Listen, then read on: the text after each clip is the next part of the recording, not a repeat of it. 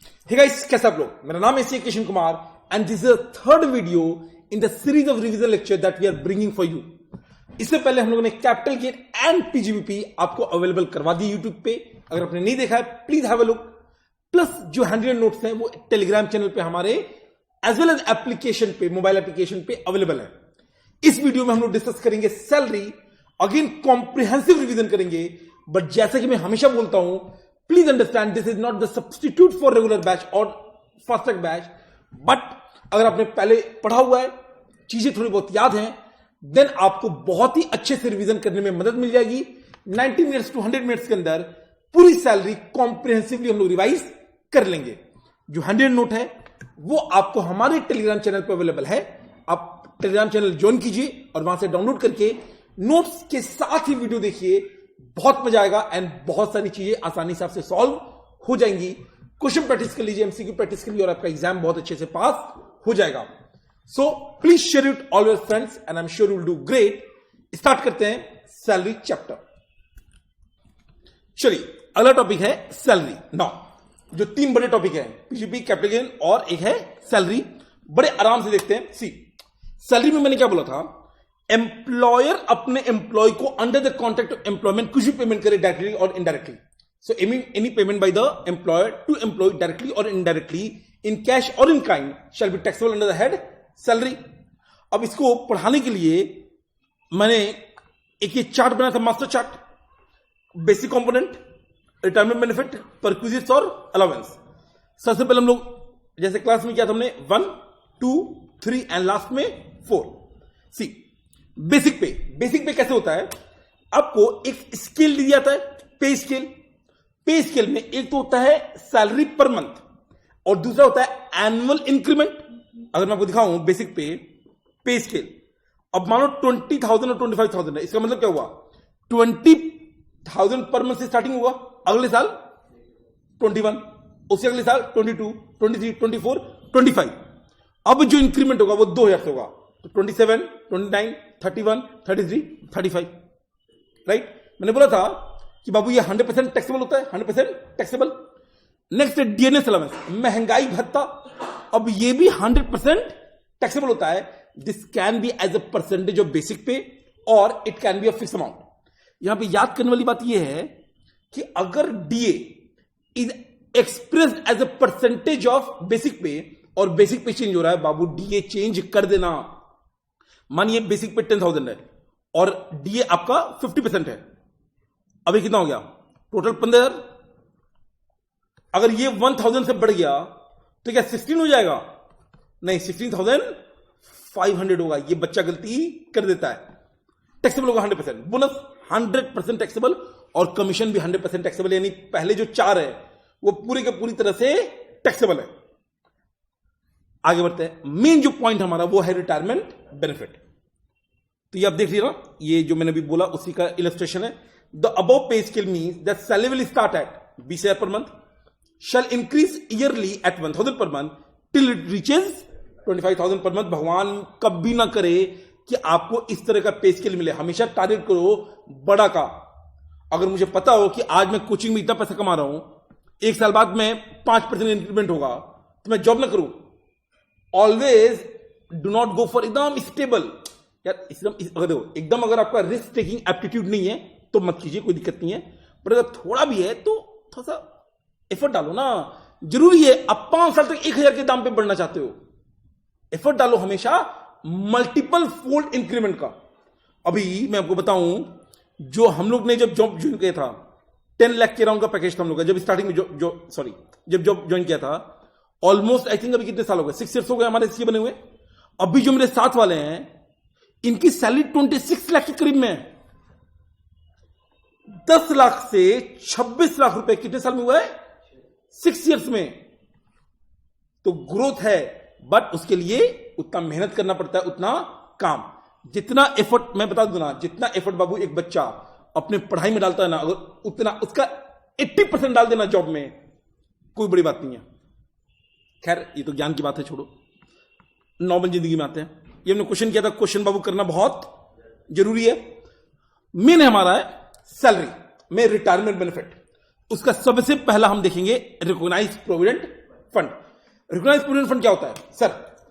एक फंड होगा जहां पे एम्प्लॉय भी कंट्रीब्यूट करेगा, एम्प्लॉय भी करेगा, और थोड़ा बहुत गवर्नमेंट भी करता है, बट गवर्नमेंट का हमें पढ़ना नहीं है। मेन क्या पढ़ना है? एम्प्लॉयर एंड एम्प्लॉय, और एक लमसम अमाउंट मिलता है eight the time of maturity.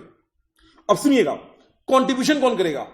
Contribution employer भी, एम्प्लॉय भी। अब गवर्नमेंट चाहता है इसको प्रमोट करना, तो प्रमोट कैसे करेंगे? लॉलीपॉप देके, माफी देके, और माफी क्या दिया? एम्प्लॉयर अगर कंट्रीब्यूट करेगा उसका 12% तक माफ कर देंगे। कितने परसेंट माफ है? 12%। 12% ऑफ व्हाट? कुछ होता है आरबीएस, रिटायरमेंट बेनिफिट सैलरी, क्या होता है? We will discuss. So employer का कंट्रीब्यूशन कितने तक माफ है? 12%। और अगर 14% कर दिया तो excess 2% taxable under head salary. अब इस जो फंड पे जाएगा एम्प्लॉयर का कंट्रीब्यूशन, उस पर इंटरेस्ट आएगा, वो इंटरेस्ट भी माफ है 9.5% पर एनम तक। और अगर एक्सेस है तो वो एक्सेस वाला टैक्सेबल होगा सैलरी के अंदर। तीसरा, एम्प्लॉय को भी कंट्रीब्यूट करना पड़ता है। अब अगर एज ए एम्प्लॉय मैं कंट्रीब्यूट कर रहा हूं, ये मेरा इनकम है क्या? ये मेरा, अगर एम्प्लॉय कंट्रीब्यूट कर रहा है आरपीएफ में, ये इनकम है या इन्वेस्टमेंट है? इन्वेस्टमेंट है। एटीसी में डिडक्शन मिल जाता है। कितना मिलता है? एटीसी में डिडक्शन। और आपको पता है एटीसी प्लस एटीसीसी प्लस एटीसीसी-D1 ओवरऑल 1,50,000 का है। और एम्प्लॉय के कंट्रीब्यूशन पे अगर इंटरेस्ट आ रहा है, नो माइंड यू, एम्प्लॉय के कंट्रीब्यूशन पे इंटरेस्ट, तो यहां पे एम्प्लॉयर का रिश्ता नहीं है, तो वो अदर सोर्स में टैक्स होगा 9.5% के ऊपर वाला। तो देखिए, ये आरपीएफ है। Contribution by the employer to RPF कितने तक माफ है? 12% तक। अगर एक्सेस होगा तो कहां टैक्स होगा? सैलरी में। Interest on employer contribution exempt up to 9.5%, excess होगा तो टैक्सेबल होगा सैलरी में। इंटरेस्ट ऑन एम्प्लॉय कंट्रीब्यूशन, ये भी एग्जाम 9.5%, बट एक्सेस होगा तो अदर सोर्स, क्योंकि एम्प्लॉय के कंट्रीब्यूशन पे। और एम्प्लॉय का खुद का कंट्रीब्यूशन जो होगा आरपीएफ में, वो बाबू इनकम नहीं होता, वो क्या है? इन्वेस्टमेंट, उसका डिडक्शन मिल जाएगा। माइंड यू, यहां पे कोई परसेंटेज का लिमिट नहीं है, लिमिट केवल 1.5 लाख का है। अब देखो, यही पढ़ा हमने, employer employee contribution interest exempt up to 12% of RBS, excess over 12% of the RBS is taxable under the head salary. Now see, ये तो directly by employer to employee, और ये जो इंटरेस्ट है एक तरह से इनडायरेक्ट नहीं हो गया? एम्प्लॉयर के कंट्रीब्यूशन पे इंटरेस्ट, तो डायरेक्ट या इनडायरेक्ट? 9.5% माफ है, एक्सेस टैक्सेबल है। एम्प्लॉय का जैसा हमने बोला ओवरऑल लिमिट 1.5 लाख, डिडक्शन मिलेगा without limit on percentage, important है। एंड इंटरेस्ट 9.5% माफ है, एक्सेस वाला अदर सोर्स में टैक्सेबल है ना। आरबीएस क्या होता है? अब आरबीएस बाबू अल्ट्रा इंपॉर्टेंट है, क्योंकि कई जगह यूज होगा। आरबीएस में क्या कहता है? एक तो बेसिक पे 100%, डियरनेस अलाउंस आता है if it forms part of employment contract, if it forms part of employment contract, या if it forms part of retirement benefits।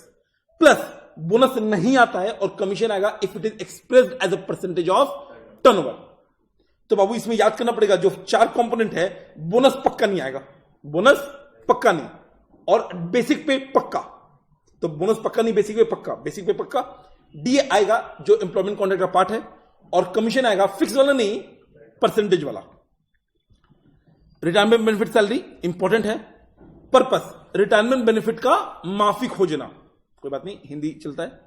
Basic pay, DA forming part of employment contract retirement benefit, and commission if express as a percentage of turnover. अब इसमें बच्चे को confusion हो जाता है कि sir आपने तो बोला डीए माफ होता, सॉरी डीए 100% टैक्सेबल होता है। तो बाबू डीए टैक्सेबल होता है। ये देखिए, सपोज डीए आपका है 12%, जस्ट फॉर इमेजिन, कितना परसेंट है? 12% ऑफ बेसिक, टैक्सेबल कितना होगा? पूरा। इस 12% में मानिए दिया भाई 10% एम्प्लॉयमेंट कॉन्ट्रैक्ट का पार्ट बनेगा, तो टैक्सेबल तो है ही, आरबीएस का भी पार्ट बन गया। और जो 2% जो एम्प्लॉयमेंट कॉन्ट्रैक्ट का पार्ट नहीं बना, टैक्सेबल वो भी है, आप देख रहे हो, बट आरबीएस में इंक्लूड नहीं होगा। तो मैं एक बार एकदम ध्यान से बोलना चाहता हूं, entire DA, entire commission taxable होते हैं। आरबीएस में केवल वो डीए आता है जो एम्प्लॉयमेंट कॉन्ट्रैक्ट का पार्ट होता है, या कमीशन में केवल वो कमीशन आरबीएस का पार्ट बनता है जो एक्सप्रेस्ड एज अ परसेंटेज होता है। ये बात क्लियर है या नहीं है? सिमिलरली कमीशन भी कैसा है? 100% टैक्सेबल। अब परसेंटेज है तो टैक्सेबल भी है, आरबीएस का भी पार्ट है। और अगर फिक्स अमाउंट है तो टैक्सेबल तो है बट आरबीआई का पार्ट नहीं है, कोई दिक्कत? इसके अलावा सर विड्रॉवल का क्या करें?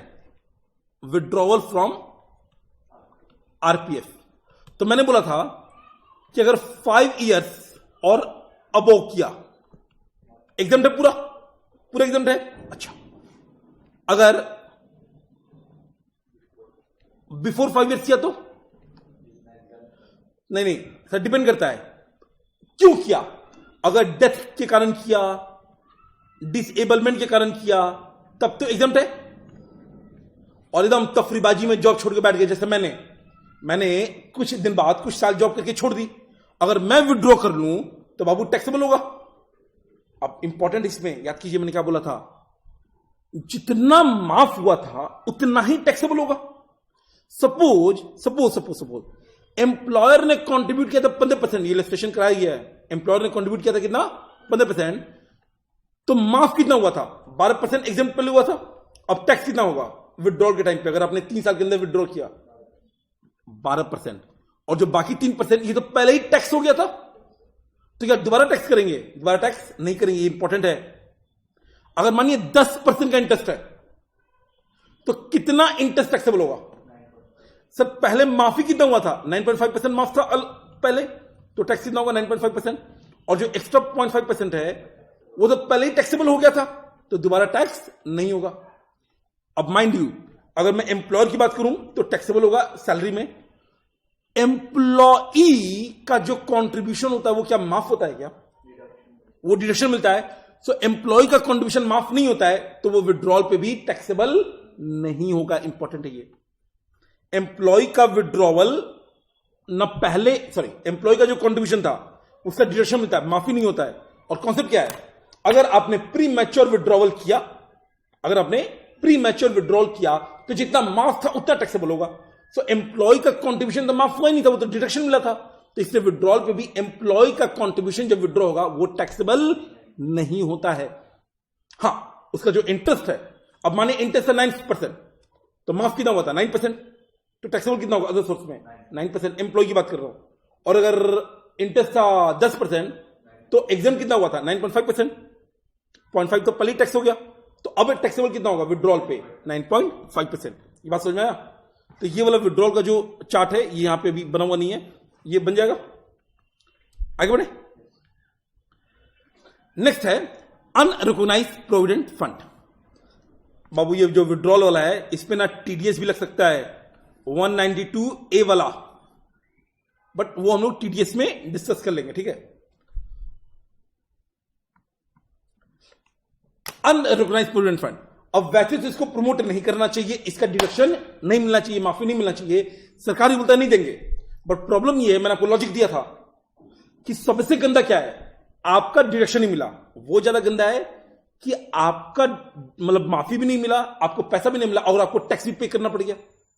तो गवर्नमेंट कहता है कि as long as the employee is in employment, मतलब जब तक भाई को प्रोविडेंट फंड का पैसा नहीं मिल रहा अनरिकॉग्नाइज्ड वाला, तब तक माफ, और जब पैसा मिलेगा ना 100% taxable, 100% taxable. Unrecognised provident fund should be tax only on receipt. क्यों? क्योंकि डर है ना एम्प्लॉयर पैसा लेके भाग जाएगा। अभी कल एक मेरे दूर के कोई रिश्तेदार है, वो मुझे क्या बोलूं भाई साहब, मुझे प्रमोट कर रहे थे कि सर आप ना इन्वेस्ट कीजिए, पर डे 1% मिलेगा। पॉसिबल है बाबू पर डे 1% मिलना? बैंक 7% ना दे रहा ठीक से एफडी पे साल में, और ये लोग कितना दे रहे हैं? ये फ्रॉड है। शुरू में 2-4 दिन देगा और फिर पैसा लेकर भाग जाएगा।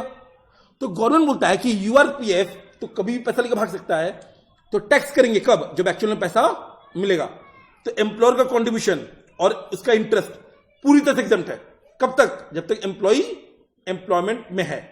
But entire amount is taxable under the head salary eight the time of leaving the job that is on actual receipt of money under the head salary.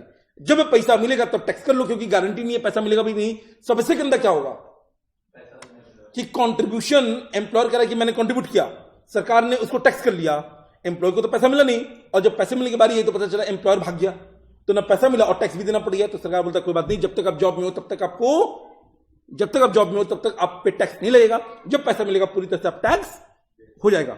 सुनिए, जो एम्प्लॉई का कंट्रीब्यूशन है वो तो एटीसी का डिडक्शन होता है, वो यहां पे नहीं मिलेगा, और जब एक्चुअल में एम्प्लॉय का कंट्रीब्यूशन वापस आएगा क्या वो टैक्स होगा? वो टैक्स नहीं होगा। No deduction under section 80C, only refund at the time of leaving the job, no tax treatment. मतलब जब आपने जमा किया नो डिडक्शन, यानी इनडायरेक्टली टैक्स हो गया, और जब रिफंड आ रहा है तो भी टैक्स नहीं लगेगा। ये याद है मैंने बोला था गुल्लक का एग्जांपल, मैं अगर गुल्लक में पैसा डालूं अपने तो क्या डिडक्शन मिलता है? नहीं। और गुल्लक को फोड़ के मैं पैसा ले लिया तो क्या दोबारा इनकम होगा? नहीं, सिंपल। हाँ, इसका इंटरेस्ट डिट्टो सेम होगा। exempt as long as employee is in job and fully taxable at the time of leaving the job, that is on actual receipt under the head other source। ये बात clear है या नहीं है?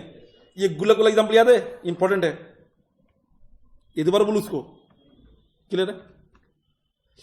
Statutory provident fund, बाबू ये सरकारी है। ये कौन है? सरकारी। एम्प्लॉयर का exempt exempt exempt etc. But इसमें ना एक और है, सुपर एनुएशन फंड। कैसा फंड? Superannuation fund.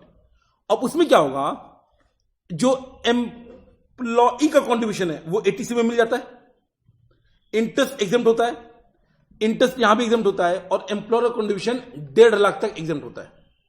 ये मैं किसी बात कर रहा हूं? Superannuation fund. इसमें ना हो सकता है वो आ जाए केवल, क्या नाम है, एमसीक्यू वगैरह। तो सुपर एनुएशन फंड में बस एक अंतर है, ये 1.5 लाख वाला। तो स्टैट्यूटरी प्रोविडेंट फंड ये हो गया, सुपर एनुएशन में 1.5 लाख का, बस ये नोट कर लेना। यानी एम्प्लॉय का 1.5 लाख है वैसे भी एटीसी के अंदर, और एम्प्लॉयर का भी कितना हो गया? 1.5 लाख। तो माफी, एक्सेस वाला टैक्सेबल। नेक्स्ट, इसमें अमेंडमेंट है इस बार। इसमें क्या है इस बार? Amendment, gratuity. अब सुनिए, ग्रेच्युटी बाबू टैक्सेबल होना चाहिए कि नहीं होना चाहिए? बाबू आपको पता है ग्रेच्युटी एक्ट अलग से है, बट हमें एक्ट नहीं पढ़ना है। पट 2-3 बातें। सबसे पहले, माफी मिलेगा अगर मिलना है केवल वो ग्रेच्युटी जो कि रिटायरमेंट या डेथ में मिले, मरने के बाद। अगर ड्यूरिंग द जॉब ग्रेच्युटी मिल रहा है तो बाबू वो 100% टैक्सेबल है। ड्यूरिंग द जॉब नहीं मिल सकता है, पहला पॉइंट। तो नाम ही क्या है? रिटायरमेंट कम डेथ। दूसरा पॉइंट, एम्प्लॉयर एम्प्लॉय का रिश्ता होना चाहिए। अगर एलआईसी वाला अपने एजेंट को ग्रेच्युटी दे रहा है जो कि देता है, तो बाबू एग्जाम्प्ट नहीं होगा। और तीसरा, अगर डेथ हो गया मेरा और मेरे लीगल एयर को अगर पैसा मिल रहा है तो माफी जैसा मुझे मिलना चाहिए वैसा ही उसको मिलेगा। और सरकारी जॉब के फायदे होते हैं, फुली एग्जाम्प्ट है। अगर आप प्रोग्राम में कवर्ड हो, पेमेंट ऑफ ग्रेच्युटी एक्ट 1972 वाला में, अब क्या करूं मैं? ध्यान सुनिएगा। अगर आप प्रोग्राम में कवर्ड हो, least of the following 3 shell be माफ। एक तो कितना मिला, एक मॉनेटरी अमाउंट 20 लाख का, ये पिछली बार अमेंडमेंट हुआ था तो अमाउंट मिला 20 लाख। एंड तीसरा, ये सबसे मस्त है, for every 26 day of work, 15 days, तो 15/26 into for each year of completed work including the year in which you have worked for more than 6 months, more than 6 months नहीं, more than 6 months into last drawn basic plus DA। मैंने आपको अपने भैया का example दिया था। मेरे भैया को BMW में जॉब करते हुए कितने साल हो गए हैं? करीब 7 years हो गए। तो मेरे भाई साहब को जब वो छोड़ेंगे ना जॉब, जब भी वो छोड़ेंगे, उनको जो last drawn basic plus D होगा, mind you, basic plus entire DA, basic plus entire DA into 7 into 15/26। पैसा ज्यादा है कम है? ज्यादा हो जाएगा, कोई बात नहीं, क्या कर सकते हो, अच्छी बात है। Least of the following shall be exempt. कितना मिला? 20 lakh. 15/26 number of completed year of service including the year in excess of 6 months into last drawn salary basic plus entire DA. अच्छा, अगर सर ये पीस रेटेड वर्क है, कैसा? Piece rated. अब क्या करूं? अमाउंट रिसिव्ड 20 लाख, ये भी सेम, नंबर ऑफ ईयर भी सेम, बट पीस रेटेड में मैंने बताया था एक प्लानिंग हो सकता है कि लास्ट मंथ में वो आपको काम ना करने दे, तो बाबू लास्ट ड्रॉन की जगह 3 month एवरेज, 3 month एवरेज। और अगर आप सीजन एम्प्लॉय हो तो number of season, last drawn basic plus DA, and यहां पे 15/26 की जगह 7/26। तो देखिए, पीस रेटेड में 15/26, number of completed year including excess of 6 months, 3 month average, और सीजनल में 7/26, number of season into last drawn salary basic plus entire DA. Amendment क्या है सर? अमेंडमेंट है लास्ट वाले में, अगर आप प्रोग्राम में कवर्ड नहीं हो, least of the following shall be माफ। कितना मिला? एंड ये कितना है? ये अमेंडमेंट है, कितना है? 20 लाख। तीसरा, इसमें ना बेनिफिट कम किया गया है, वहां पे 15/26 है, यहां पे 1/2 है। वहां पे number of completed year including the year in excess of 6 month, यहां पे केवल नंबर ऑफ कंप्लीटेड ईयर, और उसमें last on basic plus entire DA, यहां पे 10 month average RBS. 1/2 number of completed year into 10 month average RBS. अच्छा, ये month कौन सा? प्रीसीडिंग द मंथ ऑफ, जिस मंथ में आप रिटायर हो रहे हो उसके प्रीसीडिंग 10 महीने, डेट से नहीं, मंथ मंथ। ठीक है, तो अगर आपने 28 दिसंबर को रिटायर हुआ तो कब तक काउंट करेंगे? नवंबर तक का, पिछले 10 महीने, पिछले 10 महीने। ठीक है, ये हमने क्वेश्चन बनाया था, उसके ये नोट्स हैं। फिर भी in case of death of employee, gratuity received by family exempt in similar manner, receipt of gratuity during the employment, ये हमने करा दिया, ये सब करा दिया। आईसीआई का इन सब पे नहीं 15/26 लिखना है, 15/26 उतना टाइम नहीं ना, इसी चला। आईसीआई का इन सब पे क्वेश्चन है, प्लीज वो सब आप देख लीजिएगा। पेंशन बहुत ही करीब मेरे दिल के, मैंने क्या बोला था, जो पेंशन होगा वो 2 पार्ट में बनता है। एक तो हो सकता है इंस्टॉलमेंट में, जो टुकड़ों में आएगा। अब अगर टुकड़ों में आएगा तो वो 100% टैक्सेबल है। कैसा टैक्सेबल है? तो अगर अनकम्यूटेड पेंशन, अच्छा याद कैसे करना है, अगर एक है इंस्टॉलमेंट में आएगा और एक होता है लमसम, बताइए माफी अगर देना तो किसमें देना है, इंस्टॉलमेंट में या लमसम वाले को? लमसम वाले को। तो ये तो 100% टैक्सेबल होगा हर केस में। और वो भी, अब इसमें एक कम्यूटेड है एक अनकम्यूटेड है। कैसे याद किया था मैंने? वॉवेल और कॉन्सोनेंट। अब आप, आई एम श्योर आपको पता है वॉवेल क्या होता है, AEIOU। अब इंस्टॉलमेंट वॉवेल है आई, तो ये अनकम्यूटेड यू, वॉवेल वॉवेल, और लमसम में L कॉन्सोनेंट, तो कम्यूटेड हो गया कॉन्सोनेंट, याद रहेगा। तो अनकम्यूटेड तो पूरी तरह से टैक्सेबल है, कम्यूटेड माफ होगा ना। इंपॉर्टेंट है बाबू, माफ कैसे करेंगे सुनिए। आपको अगर पेंशन मिल रहा है मानो 10,000 पर मंथ, कितना मंथ, यानी एक ग्रॉस फंड होगा जिसमें से आपको पैसे मिल रहा है हर मंथ, नहीं। गवर्नमेंट कहता है आपको जितना कम्यूट कराना कम्यूट कराइए, हम जो मैक्सिमम माफी देंगे कम्यूटेड का, वो ग्रॉस का जितना मिल रहा है उसका नहीं, ग्रॉस का 1/2। और अगर आपको ग्रेच्युटी भी मिल चुका है देन 1/3। तो देखिए, अगर लमसम है सरकारी को तो वैसे ही माफ है, अदर्स में अगर ग्रेच्युटी नहीं मिला है तो कितना माफी होगा? मैक्सिमम माफी। ये क्या बात हो रही है? एग्जाम्शन कितना मिलेगा? Maximum exemption 1/2 of what? Entire pension, यानी ग्रॉसअप करना पड़ेगा। और ग्रॉसअप करना टफ होता है क्या आसान होता है? आपको परसेंटेज दे देता है, अमाउंट देता है, amount divided by percentage, gross आ जाएगा उसका 1/2। और अगर ग्रेच्युटी मिला है तो 1/3। याद है हमने इलस्ट्रेशन किया था, ये आप देख लीजिएगा, बच्चों वाला है। ये सब इलस्ट्रेशन अच्छा है। मैं लास्ट बोलता हूं, क्या कभी अनकम्यूटेड में माफी है? अनकम्यूटेड में माफी नहीं है। माफी किसमें? कम्यूटेड में। और जो कम्यूटेड में भी माफी है, क्या जितना पैसे मिला सारा माफ है? नहीं नहीं नहीं, 1/2 या 1/3 एज ए केस में भी, बट 1/2 या 1/3 जितना पैसा मिला उसका या ग्रॉस का? ग्रॉस का। अब इसमें सबसे बढ़िया जो क्वेश्चन बनता है, इस पे इंडिपेंडेंट क्वेश्चन भी आ सकता है जैसा आईसीआई ने दिया है, प्लस बड़े क्वेश्चन का पार्ट बन के भी आ सकता है। एक ही साल में अगर बंदा रिटायर हो रहा है, पेंशन मिल रहा है और कम्यूटेशन भी करा रहा है, तो ये अल्टीमेट केस ये बन सकता है कि सपोज एक बंदे ने, हमारा ईयर यहां से स्टार्ट हुआ, रिटायर हुआ 6 महीने बाद, तो 6 मंथ के लिए सैलरी, उसके बाद कितने बचे? 6 मंथ। इसके दौरान भाई को क्या मिलेगा? पेंशन। भाई ने सपोज 1 फरवरी को कम्यूटेशन करा लिया 40%, तो सुनिएगा 6 मंथ पेंशन मिलने वाला है कितना? 100%। जो भी पेंशन मिल रहा है, मानिए वो 10,000 है पर मंथ। अब पता चला कि 1 फरवरी को भाई ने 40% कम्यूट करा लिया, यानी अक्टूबर, नवंबर, दिसंबर, जनवरी, अक्टूबर से जनवरी अनकम्यूटेड कितना मिला? 10,000 इंटू 4। एंड फरवरी टू मार्च में अनकम्यूटेड कितना मिला? 40% कम्यूट हो गया। तो अभी कितना कम्यूट नहीं हुआ? कोई दिक्कत? ये तो पूरा टैक्सेबल होगा। अच्छा, कम्यूटेड में क्या करेंगे? कम्यूटेड में मानिए ये जो 40% है ये 2 लाख रुपए है। कितना है? 2 लाख। तो आपको रिसीव हुआ 2 लाख और सरकार ने कितना प्रॉमिस किया? माफ कितना करेंगे? ग्रॉस का 1/2। तो ये 2 लाख कब मिला? जब 40% था, इंटू 1/2। बताओ कितना होगा? 5 लाख का 1/2 कितना होगा? 2.5 लाख। इफेक्टिवली कितना होगा? पूरा एग्जाम्प्ट हो गया। और अगर ग्रेचुइटी भी होता तो 1/3 हो जाता। समझ रहे हो? तो कितना होता? 1,6,6,6,6,6। तो ये कुछ ऐसा टैक्सेबल होता। याद रहेगा ये अल्टीमेट केस बनेगा। तो जब तक कम्यूट नहीं कराया तब तो 100% अनकम्यूटेड पेंशन जैसे 10,000 पर मंथ मिल रहा है, और कम्यूट कराने के बाद 60% इंस्टॉलमेंट तो मिलता रहेगा। और जो कम्यूटेड पेंशन मिला उससे माइनस कर देना 1/2 या 1/3 of the entire pension value as the case may B.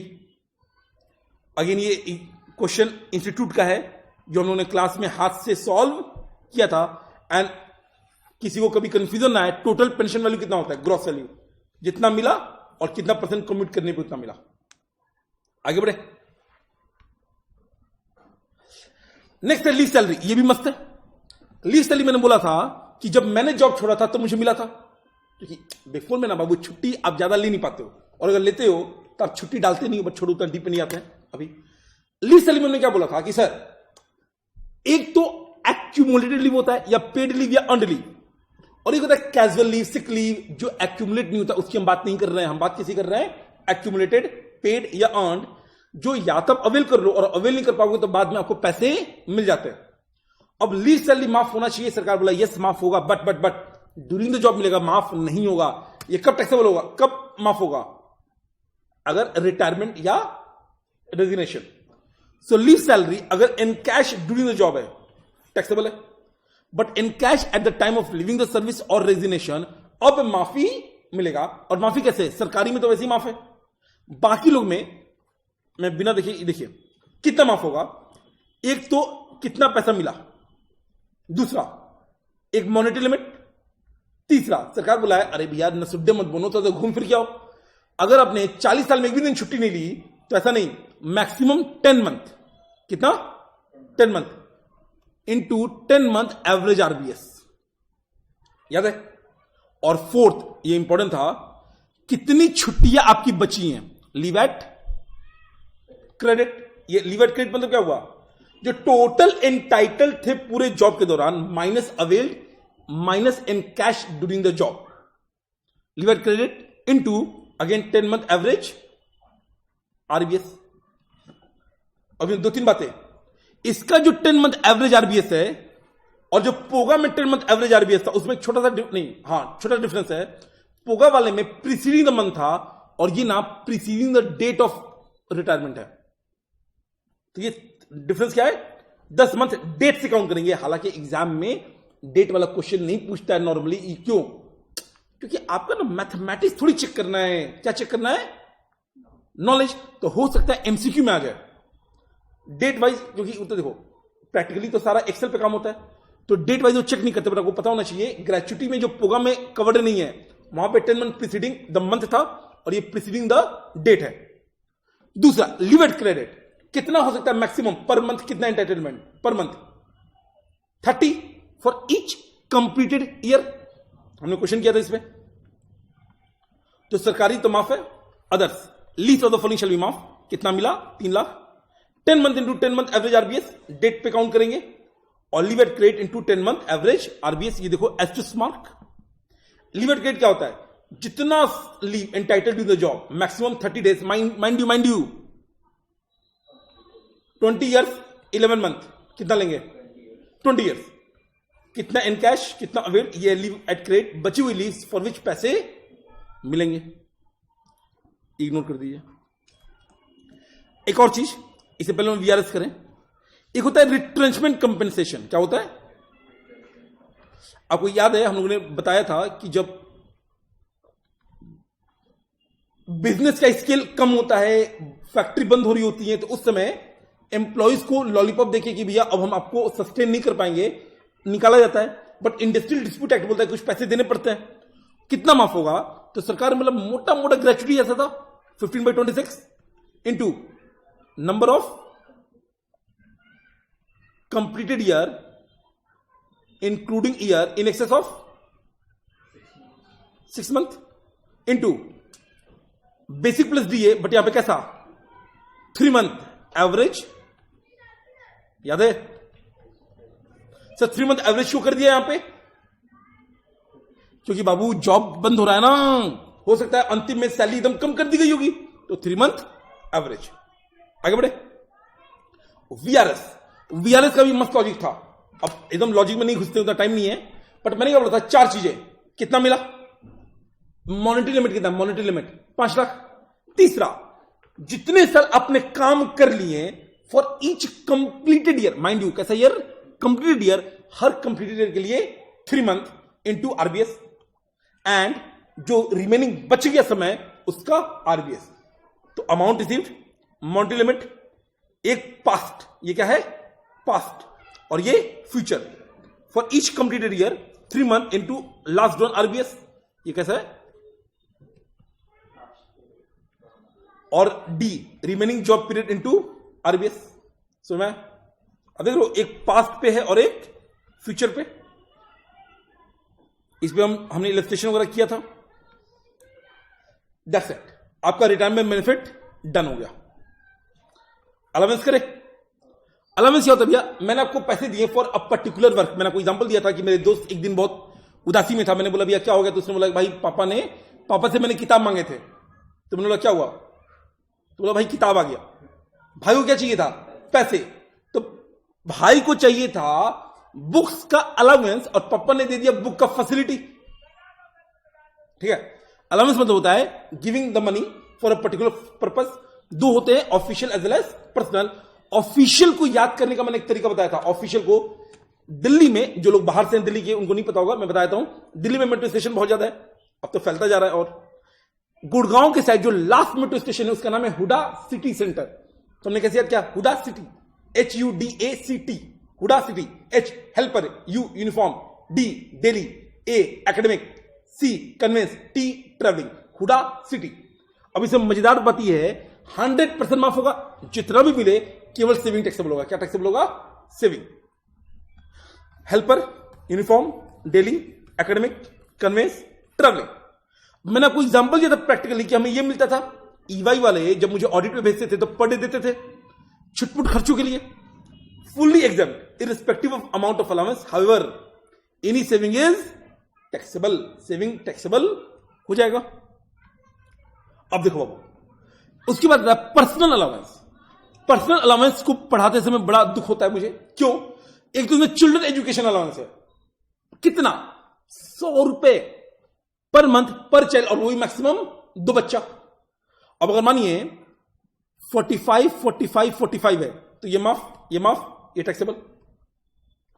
अगर 120 एंड 70 है ये माफ, और ये 20 टैक्सेबल। याद रहेगा। Hostel allowance up to 300 per month पर चाइल्ड, मैक्सिमम 2 बच्चा। मजेदार है ट्रांसपोर्ट अलाउंस। बाबू ये बहुत पहले ही चेंज हो गया था, 1-2 साल पहले। ट्रांसपोर्ट अलाउंस टैक्सेबल होता है। केवल जो 80DD और 80 जो हैंडीकैप या डिसेबल पर्सन होते हैं, दिव्यांग भाई लोग, उन लोग को बाबू हम लोग माफ करते हैं 3200 पर मंथ। सो हैंडीकैप के लिए 3200 पर मंथ माफ है, बाकियों के लिए फुल्ली टैक्सेबल। अंडरग्राउंड और ट्राइबल, मैंने माइन वगैरह एग्जांपल दिया था। अंडरग्राउंड में 800 पर मंथ और ट्राइबल में 200 पर मंथ। और outstation allowance, mind you, outstation allowance कौन देता है? ट्रांसपोर्ट सिस्टम, जैसे रेलवे वाले, बस वाले, क्योंकि आप घर से दूर रह रहे हो। कितना माफ होगा? Lower of the following 10,000 per month और 70% ऑफ द अलाउंस। मजेदार क्या होगा? डेली भी मिल जाए और आउटस्टेशन मिल जाए। अब अगर दोनों मिल रहा है तो डेली पूरा माफ और आउटस्टेशन पूरा टैक्सेबल। केवल डेली मिले डेली पूरा माफ, और केवल आउटस्टेशन मिले तो लोअर ऑफ द 10,000 और 70% विच इज लोअर। ये हमने इलस्ट्रेशन कर लिया था, याद रहेगा। If an employee is receiving daily as well as outstation fully, एक फुल्ली माफ हो जाएगा और एक फुल्ली टैक्सेबल। अब एक बच्चे को इसमें कंफ्यूजन आता है कि सर ट्रांसपोर्ट, ट्रैवलिंग और कन्वीनियंस में क्या अंतर होता है। तो बाबू ट्रांसपोर्ट तो होता है क्या, घर से ऑफिस, ऑफिस से घर। पर्सनल फुल्ली टैक्सेबल, केवल हैंडीकैप लोगों के लिए 3200 पर मंथ माफ होता है। दूसरा ट्रैवलिंग, दूसरा क्या है ट्रैवलिंग।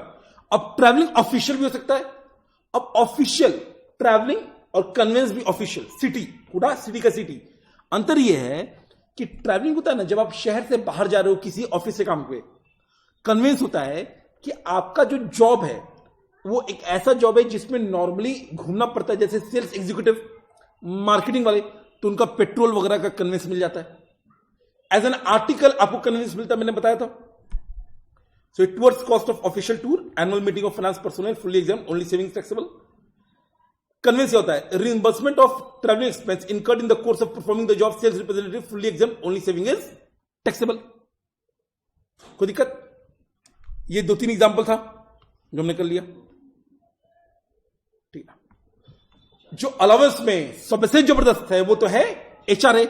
माइंड यू एचआरए में हमने एक क्वेश्चन जो किया था लंबा वाला, एंड माइंड वो आईसीआई का क्वेश्चन वो करना है, बहुत जरूरी है। Least of the following shall B exempt. Sir कितना माफ होगा, एक तो कितना मिला, एक तो कितना मिला। दूसरा सरकार बोलता है कि देखिए sir up to 10% of the RBS ना ज्यादा नहीं है, उतना तो समझ में आता है कि उतना तो वो खर्चा करना पड़ सकता है। रेंट पेड अगर 10% से ऊपर है ना तो एक्सेस वाला, तो एक लिमिट है कितना मिला। दूसरा rent paid minus 10% of the RBS. और तीसरा है कि भैया जितना चादर है उतना ही पैसा फैलाओ। अगर मेट्रो सिटी में तो 50% ऑफ द आरबीएस, और अगर नॉन मेट्रो में हो तो 40%। और मेट्रो में बाबू अभी भी केवल 4 शहर आता है। आई अग्री कि बैंगलोर, हैदराबाद बहुत ज्यादा आगे है, बट मतलब बाकी भी आगे हैं, वो लोग भी बहुत आगे हैं, बट उनको मेट्रो सिटी अभी भी नहीं बोला जाता है। इसलिए केवल दिल्ली, मुंबई, कोलकाता एंड चेन्नई यहां 50% और बाकी में 40। मुझे बताओ गुड़गांव कहां देगा, 40 में जाएगा। और तो गुड़गांव का रेंट दिल्ली से भी महंगा है अगर मेन एरिया में जाओ, बट गुड़गांव या नोएडा ये सब नॉन मेट्रो में आएगा, याद आएगा। ये वो क्वेश्चन था जिसका हमने चार्ट बनाया था। मेरा क्रक्स क्या था इस पूरे का, क्रक्स ये था कि अगर देखो आपको एचआरए निकालने के लिए क्या क्या चाहिए, HRA received, rent paid, RBS, location. अब इनमें से अगर कोई भी वेरिएबल चेंज हो रहा है उस पीरियड के लिए अलग निकालना है, याद है। तो कई बार वेरिएबल एक बार चेंज, 2, 3, 4 बार चेंज हुआ था, तो हमने 1, 2, 3, 4, 5 अलग अलग निकाले थे। बाकी इसके बाद वाला हमने पेज हटा दिया। तो ये CP number 12 I am sure सबके बुक में होगा, ये करना है। अगला है डिडक्शन फ्रॉम ग्रॉस सैलरी। अब सुनिए, वैसे हम लोग चाहें तो परक्यूजिट कर सकते हैं, बट पहले डिडक्शन कर लेते हैं।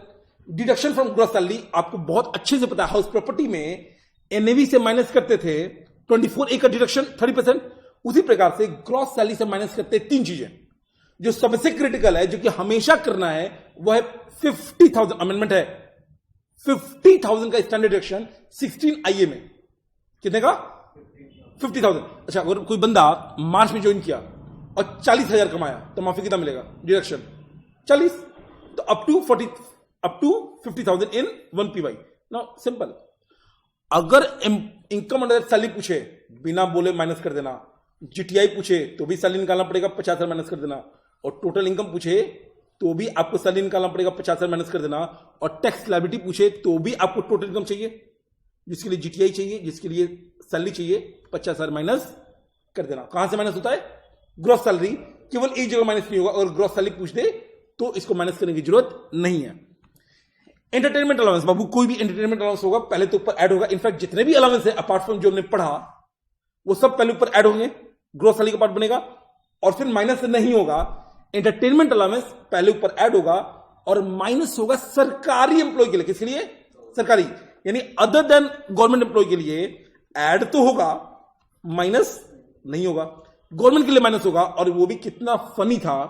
कितना माइनस होगा? जितना मिला 5,000 पर एनम, पूरे साल के लिए, और 20% ऑफ द बेसिक पे, विच एवर इज लीस्ट, यानी मैक्सिमम डिडक्शन कितना 5,000। प्रोफेशनल टैक्स पेड, अब प्रोफेशनल टैक्स पेड में आपको पता होना चाहिए, एक तो बाबू ये पेड बेसिस पे, कैसा बेसिस पे है, पेड। नॉर्मली जो टैक्सेबिलिटी होता है सैलरी का वो अक्रूवल पे होता है, बट पेमेंट वाला कैसे होगा, पेड बेसिस। अब सुनिए, मैं एम्प्लॉयर ऑफ एम्प्लॉय, अगर एम्प्लॉयर अपने खुद के लिए पे कर रहा है तो एम्प्लॉयर खुद के लिए पे करेगा तो बिजनेस नहीं हो गया भाई, हर एम्प्लॉयर बिजनेसमैन होता है। मैं अपने स्टाफ के लिए पे करूं और अपने लिए पे करूं, तो अगर मैं अपने लिए पे करूं तो मैं बिजनेस पीयूपी में डेबिट कर दूंगा सेक्शन 37, दूसरा पेड बेसिस पे ये। दूसरा, अगर एम्प्लॉय खुद पे कर दे ग्रॉस सैलरी से माइनस होएगा, और एम्प्लॉयर एम्प्लॉय के बिहाफ पे पे करे तो पहले एम्प्लॉय का सैलरी का पार्ट बनेगा ग्रॉस सैलरी, और फिर डिडक्शन मिल जाएगा। मैक्सिमम डिडक्शन कितना है अलाउड, 2500। देखो, person having own business profession debit in the PNL PGP paid by the employee claim deduction from gross salary, employer on behalf of employee first add to the gross salary and then deduction from the gross salary, और maximum कितना होगा ये 2500 per annum.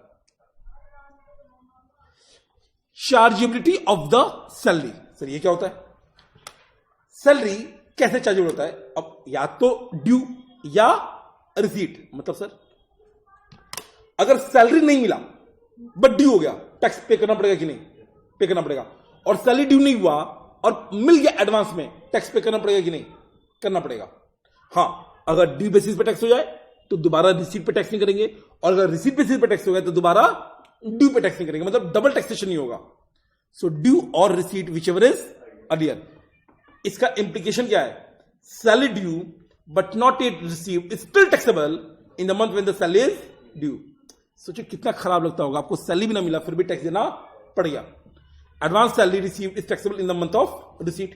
अब मुद्दा है sir ये due कब होता है, तो मैंने बोला था एक तो होता है last day of the month. अब अगर last day of the month है, माइंड यू मेरा ईयर यही है ना, अगर last day of the month है तो अप्रैल का ड्यू कब होगा, अप्रैल में, और मार्च का ड्यू कब होगा 31 मार्च को, यानी कब किस मंथ की सैलरी टैक्सेबल होगी, अप्रैल टू मार्च। बट अगर ड्यू हो रहा है अगले महीने की 1 तारीख को, अगले महीने की 1 तारीख को,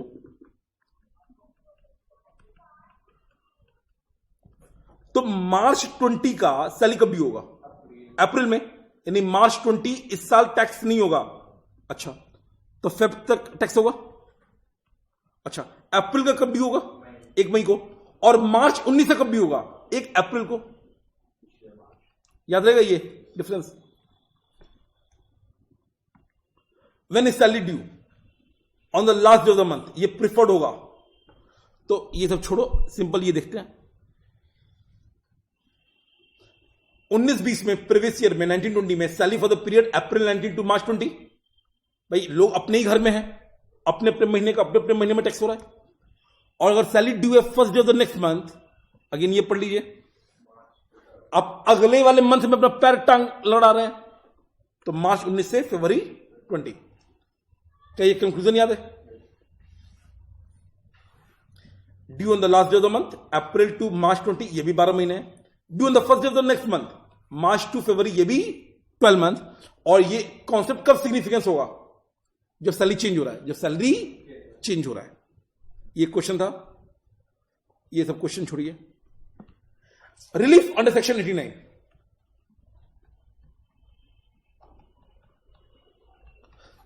याद कीजिए मैंने क्या पढ़ाया था, अगर अरियर्स ऑफ सैलरी या एडवांस सैलरी आ गया मोटा अमाउंट, अब आपको रिलीफ चाहिए तो कैसे निकलता है, आपको कितनी बार कंपटीशन करना था सैलरी का, 4 बार। जिस साल, जैसे ये मेरा करंट ईयर है, इस साल आपका सैलरी इंक्लूडिंग अरियर है, आप इसका टैक्स निकाल दीजिए। Tax on salary excluding arrear है, तो क्या हो गया, extra tax due to arrear. हाँ जी, अब ये अरियर अगर अभी टैक्स हो रहा है, यानी पुराने टाइम पे टैक्स नहीं हुआ होगा, तो पुराना साल का आपको चेक नहीं करना, पुराना साल आपको एग्जाम में दिया रहेगा, पुराना साल। अब यहां पे आपने एक्चुअल में किस पे किया था, tax on salary excluding arrear, और आपको किस पे करना चाहिए था, tax on salary including arrear. तो ये क्या हो गया, टैक्स की सेविंग नहीं हो गई। करंट ईयर में आपको ज्यादा पे करना पड़ रहा है, बट पुराने साल में आपने टैक्स बचा भी तो लिया था, आपको रिलीफ कितना मिलेगा? जितना करंट ईयर में ज्यादा पे करना पड़ रहा है माइनस जितना आपने पहले सेविंग कर ली, इसको हम क्या बोलते हैं? रिलीफ। और एक बात बताना, ये रिलीफ किस टैक्स से माइनस होगा? अगर ये ए है और ये बी है तो ये सी हो गया, अगर ये डी है, ये ई है, तो ये एफ हो गया। रिलीफ क्या होगा? रिलीफ सी माइनस एफ। नहीं, अब ये जो आ रहा है जी, मान लीजिए ये जी किससे माइनस होगा? डी से, ई से, ए से, बी से। तो डी और ई तो पुरानी बात है, ए और बी। बाबू टैक्स तो आपको इस पे देना है ना, याद रहेगा? इस हमने क्वेश्चन करा था कि नहीं करा था? देखिए हमारे क्वेश्चन में करंट ईयर में सैलरी था 725 और अरियर कितना था? 80,000। तो आपको टैक्स कितने पे देना पड़ रहा है? 8,05,000 पे। अगर अरियर नहीं होता तो आप कितने पे देते? 725 पे। तो आपको कितना एक्स्ट्रा देना पड़ रहा है? तो दोनों पे टैक्स निकाल दीजिए और माइनस कर दीजिए। Tax on arrear, extra tax payable due to arrear. But अगर अरियर इस साल टैक्स हो रहा है, यानी पुराने साल में टैक्स नहीं हुआ था, तो आपने क्या किया? पुराने साल का सैलरी था 240, ये 80,000 पुराने साल का है, तो हमने 80 ऐड कर दिया। इस स्लैब पुराने साल का आपको दिया रहेगा एग्जाम में। तो आपने पे किया 8,000, आपको पे करना चाहिए 18,000, तो ये क्या बच गया? Tax not paid earlier. तो ये बचत और ये एक्स्ट्रा खर्चा, तो रिलीफ क्या हो गया? 16,000 माइनस 10,000। अब जो भी 600 का बेनिफिट आ रहा है रिलीफ, वो किससे माइनस करेंगे? 76 से। याद है? रिलीफ अंडर सेक्शन 89 क्या होता है? Extra tax payable current year में minus tax saved earlier due to non taxability of earlier पुराने साल में। रिलीफ आ गया, और रिलीफ किससे एडजस्ट होगा? करंट ईयर का इंक्लूडिंग अर्लियर से माइनस हो जाएगा। आई थिंक ये समझ में आ गया। आगे बढ़ सकते हैं। अगला परक्विजिट। परक्विजिट बाबू मस्त कॉन्सेप्ट होता है, एकदम आराम से तमीज से करेंगे, और ये बहुत आसान भी है। रेंट फ्री अकोमोडेशन, मतलब जो सरकारी क्वार्टर वगैरह मिलता है। अब अगर पहले तो ये जान लीजिए, ये अनफर्निश्ड पीरियड के लिए, किसी लिए? अनफर्निश्ड। और दूसरा, जितना समय आपने ऑक्यूपाई करा हुआ है, जितना समय आपने ऑक्यूपाई, तो ये तो है अनफर्निश्ड। सब फर्नीचर क्या करेंगे बाबू? फर्नीचर तो बहुत ही सिंपल है ना। अगर एम्प्लॉयर ने रेंट पे लेके आपको फर्नीचर दिया, रेंट पेड परक्विजिट हो जाएगा। और अगर एम्प्लॉयर का ओन्ड है वो फर्नीचर, तो 10% ऑफ द ओरिजिनल कॉस्ट। याद है 10% ऑफ ओरिजिनल कॉस्ट की बहुत इंपॉर्टेंट है। सरकार कंपनी का या एम्प्लॉयर का असेट अगर यूज कर रहे हो तो कितना टैक्सेबल होगा आपके हाथ में? 10% पर एनम ओरिजिनल कॉस्ट का। मैं फिर बार लास्ट में बोल रहा हूं, कितने समय के लिए? जितने समय के लिए उन्होंने प्रोवाइड किया, या जितने समय आपने ऑक्यूपाई किया। मैंने जितने साल ऑक्यूपाई किया, जितने पीरियड, तो from the date of occupying house property. अब इसमें अगर सरकारी एम्प्लॉई है तो लाइसेंस फीस सरकार देगा, इसमें आपको दिमाग लगाने की जरूरत नहीं है। तो गवर्नमेंट एम्प्लॉय में, जैसे गवर्नमेंट क्वार्टर, तो वहां पे लाइसेंस फी कौन डिटरमाइन करेगा? सरकार। एग्जाम में दिया रहेगा। मजा आएगा अदर एम्प्लॉय में। अब सुनिए, अदर एम्प्लॉय, मैंने आपको एग्जांपल दिया था ईवाई वगैरह का, कि जितनी भी बड़ी कंपनीज हैं वो अपने लोगों को कुछ दिनों के लिए देती हैं। अब सुनिए ध्यान से, अगर रेंटेड प्रॉपर्टी में दिया जा रहा है, कैसे दिया जा रहा है? रेंटेड, तो आपका परक्विजिट वैल्यू टैक्स कितना होगा? जितना rent paid, but maximum 15% of the RFA salary. ये नया सैलरी आ गया, कैसा सैलरी? RFA salary. अगर वो जो आरएफए दिया जा रहा है, रेंट फ्री अकोमोडेशन, वो एम्प्लॉयर खुद ओन करता है बिल्डिंग को, तो टैक्सेबिलिटी डिपेंड करता है पॉपुलेशन पे। अगर पॉपुलेशन अप टू 10 लाख है तो 7.5% ऑफ द आरएफए सैलरी। अगर पॉपुलेशन 10 लाख से ऊपर है, अप टू 25 लाख, तो 10% ऑफ द आरएफए सैलरी। और अगर पॉपुलेशन 25 लाख से ऊपर है, then 15% of the RFA salary taxable हो जाएगा।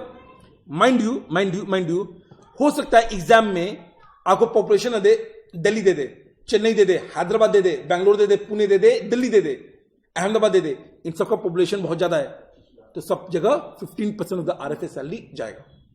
और अगर आप होटल में दे रहे हो तो होटल में खर्चा ज्यादा होता है, तो अमाउंट इनकर्ड, मैक्सिमम लिमिट कितना है? नॉर्मल रेंट में कितना था? नॉर्मल रेंट 15%, होटल में 24%। बट ये तब लगता है अगर 15 दिन से एक्स्ट्रा दिया जाए। RFA in rented house perquisite value taxable होगा कितना, लोअर ऑफ रेंट पेड और 15% ऑफ द आरएफए सैलरी, मतलब विच एवर इज लोअर.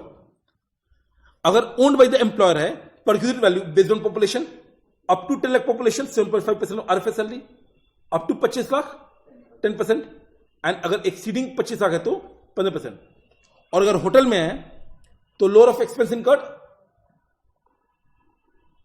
और ये बी है 24% of the RFA salary taxable only if the duration exceeds 15 days. क्यों? क्योंकि थोड़े बहुत दिन के लिए तो मिल ही जाता है. आरएफए सैलरी क्या होता है? अब बुक में मैंने आपको कराया था कि बाबू बहुत लंबा चौड़ा डेफिनेशन था, हमें कैसे याद करना है? 4 बेसिक कंपोनेंट. कैसे कंपोनेंट?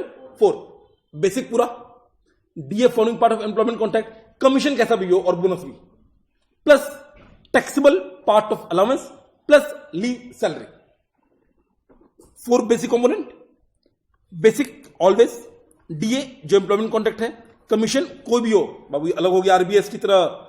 आरबीएस में क्या था? बेसिक था, डीए था, ऐसा ही. कमीशन केवल परसेंटेज वाला था, यहां पे एनी टाइप है, और आरबीएस में बोनस नहीं था, यहां पे बोनस है. तो आरबीएस में 3 पार्ट और यहां पे 4 पार्ट. बट यहां पे टैक्सेबल पोर्शन ऑफ अलाउंस आ गया, taxable portion of leave salary आ गया. अब सुनिएगा, चूंकि टैक्सेबल पोर्शन ऑफ अलाउंस आ गया, आपको लगता नहीं है आरएफए लास्ट में निकालना चाहिए? RFA ideally perquisite value of RFA should be calculated last, या लास्ट नहीं तो कम से कम बेसिक कंपोनेंट प्लस अलाउंस करने के बाद और लीव सैलरी के बाद. याद रहेगा? ये हमने क्वेश्चन किया था, इसको हम काट देते हैं.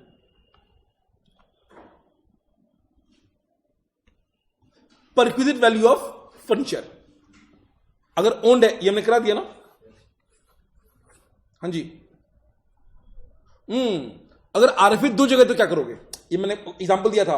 अगर मानो एम्प्लॉय का ट्रांसफर हो गया तो एम्प्लॉय तो चला जाएगा, बट जो फैमिली है हो सकता है वो थोड़ी लेट आए, तो 2 जगह आरएफए हो गया.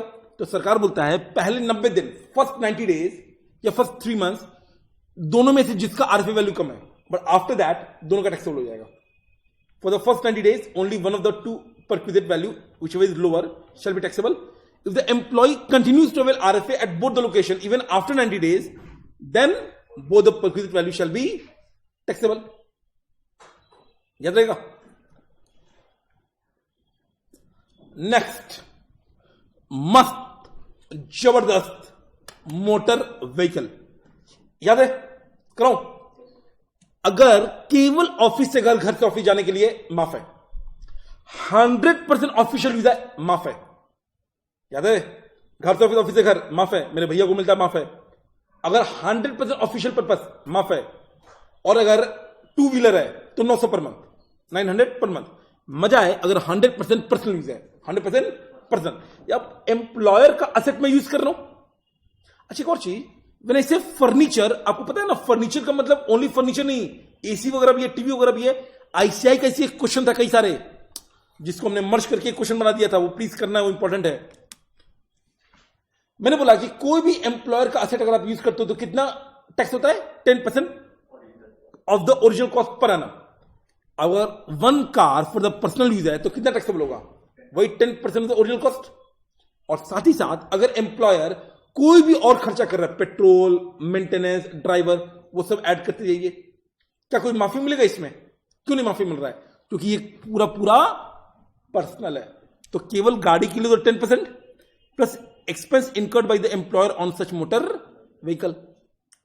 अगर मिक्स यूज है, मतलब official as well as personal, ध्यान सुनिएगा, official as well as personal, मैंने बोला था 2 पार्ट में बनेगा गाड़ी, अप टू 1.6 लीटर. क्या बोला था मैंने? अप टू 1.6 लीटर, मतलब 1600 सीसी गाड़ी, 1600 सीसी, और दूसरा है अबव 1.6 लीटर. केवल कार के लिए 600 per month, up to 1.6 litre 900 per month, exceeding वाला.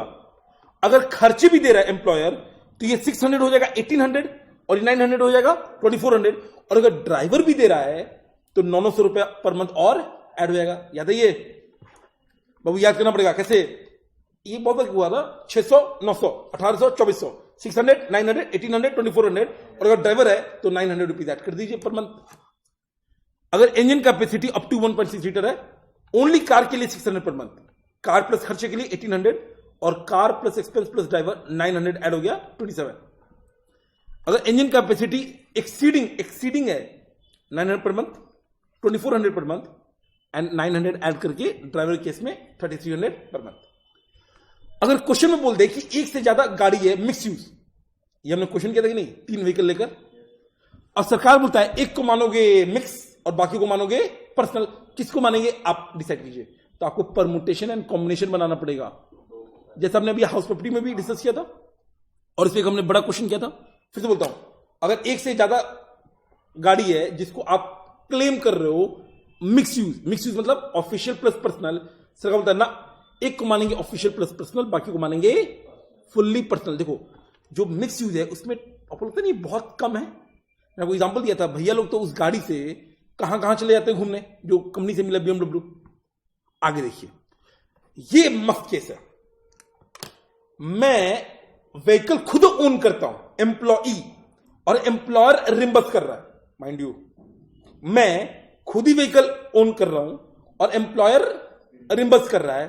अब सुनिएगा, any payment by employer to employ directly और इनडायरेक्टली इन कैश और in kind shall be taxable under the head salary. So अगर मेरा व्हीकल है और मैं ऑफिस पर्पस में भी यूज करता हूं और गवर्नमेंट एम्प्लॉयर मेरा कुछ मुझे दे रहा है पैसा, वो टैक्सेबल होना चाहिए। अब मैं बोलूंगा कि टैक्सेबल तो होना चाहिए, बट मैं ऑफिशियल यूज भी तो कर रहा हूं, कुछ डिडक्शन मिले कि ना मिलेगा, और कितना मिलेगा, जितना टैक्स हो रहा है।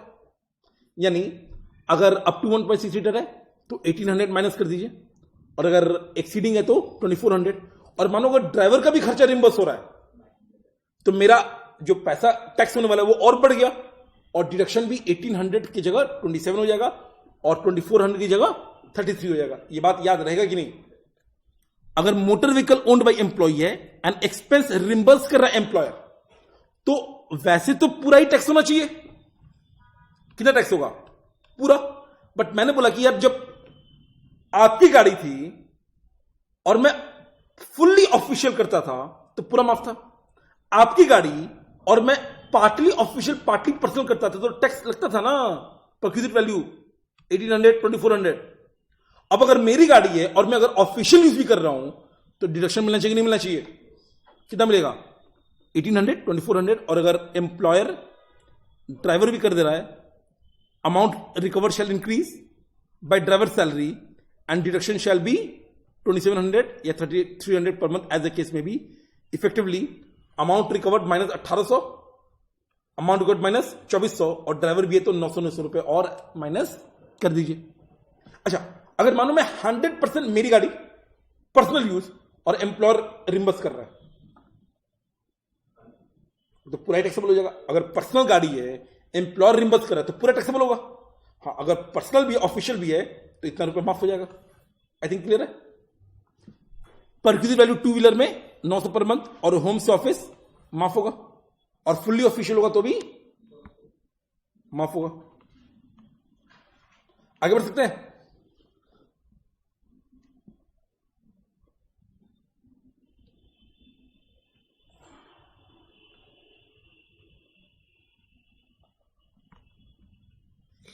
वैसे मेडिकल फैसिलिटी यहां करा देंगे, चलो अभी यहां करा देते हैं। हम लोग ना कुछ परक्विजिट अभी छोड़ रहे हैं, पहले ये रिवाइज करके हम लोग दोबारा वहां पे आएंगे, ठीक है?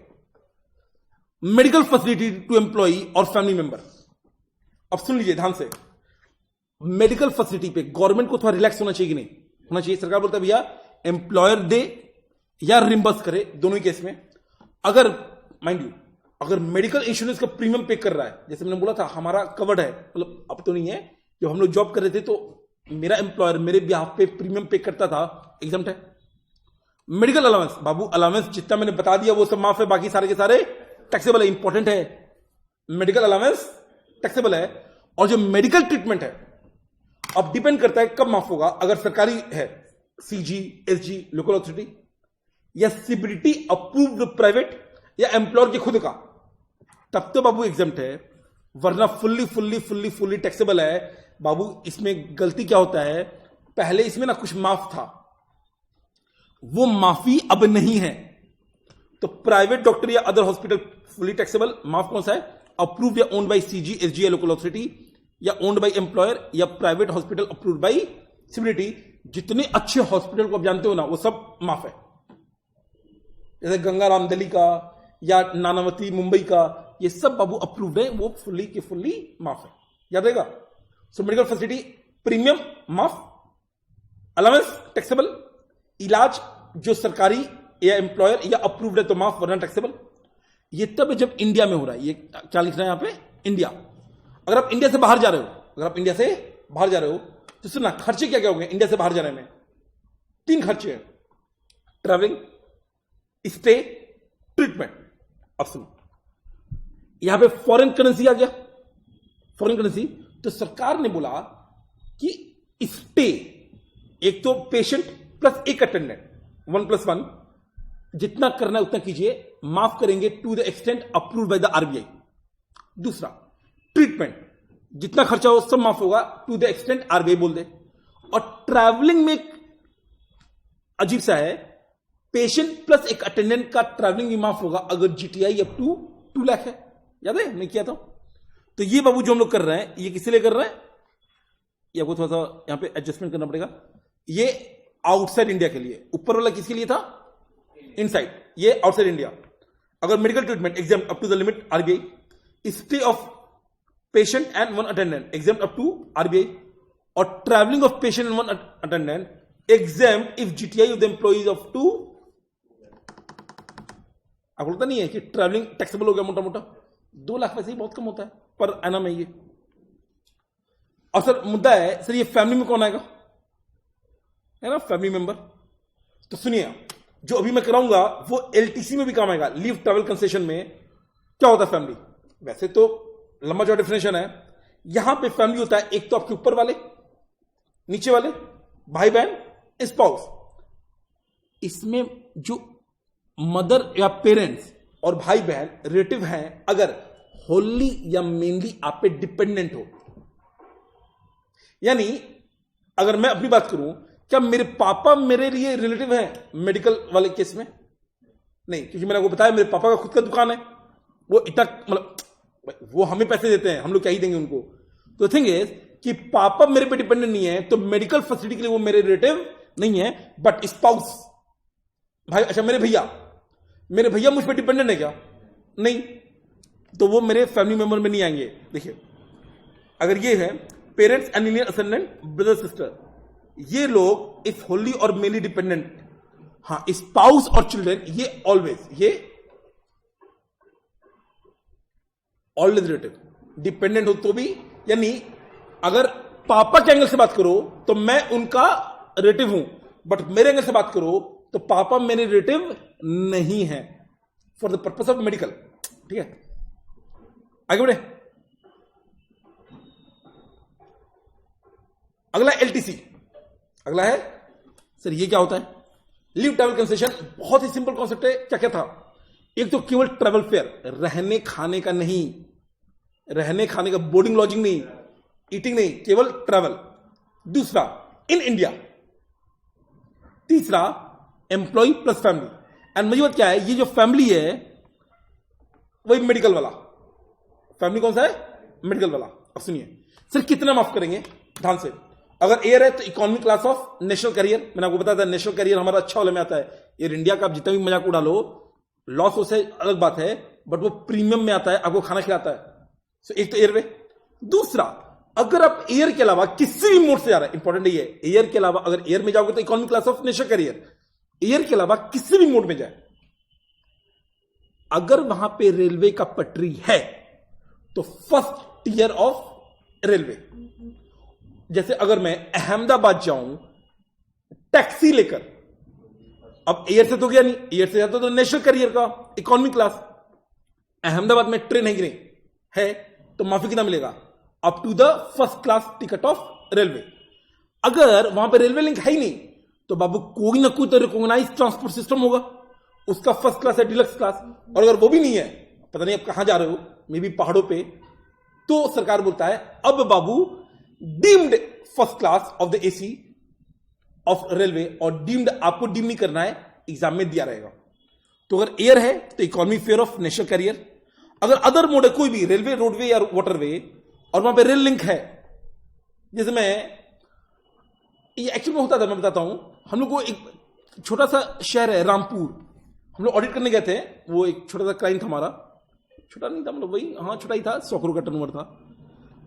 नाउ थिंग इज कि वहां पर हम लोग जाते थे अपना कार बुक करके, बट रामपुर में ट्रेन है तो एयर से तो गए नहीं, तो माफी क्या मिलेगा, उस टैक्सी का भाड़ा या रेलवे वाला, रेलवे वाला।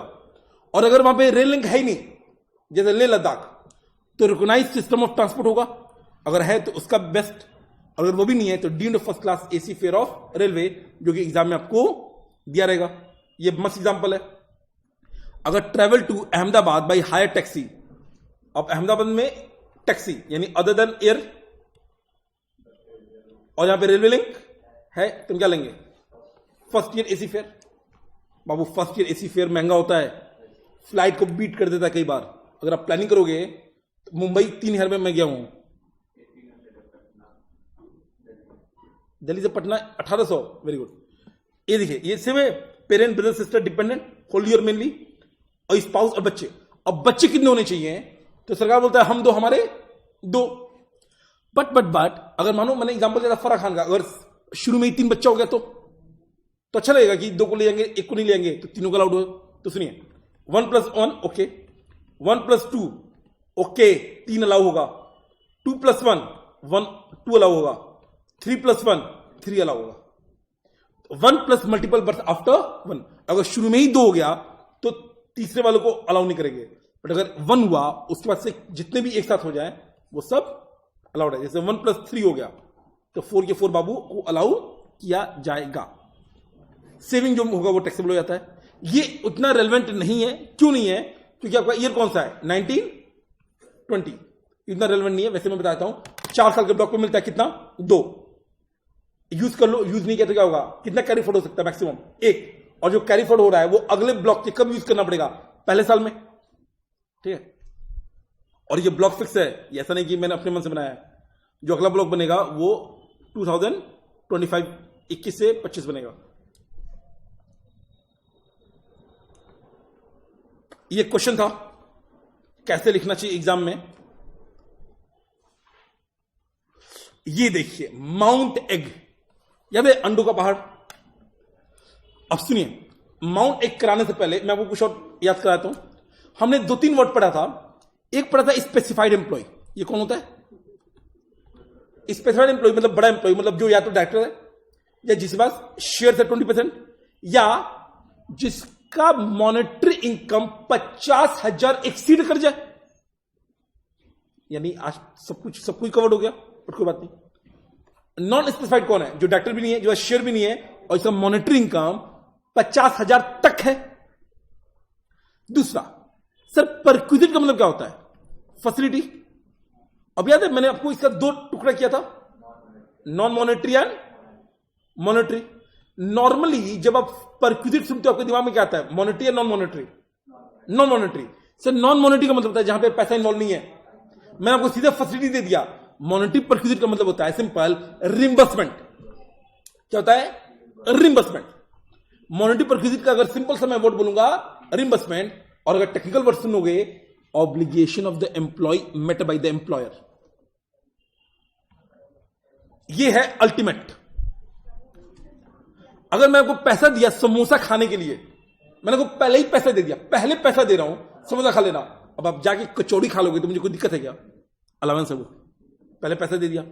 अगर मैं केवल समोसा, कल हम लोग क्लास में समोसा खाए थे, आज भी खाएंगे कुछ, कल जो मैंने समोसा खिलाया था मैंने आपसे पैसा लिया था क्या, नहीं, तो क्या हो गया, नॉन मॉनेटरी परक्विजिट।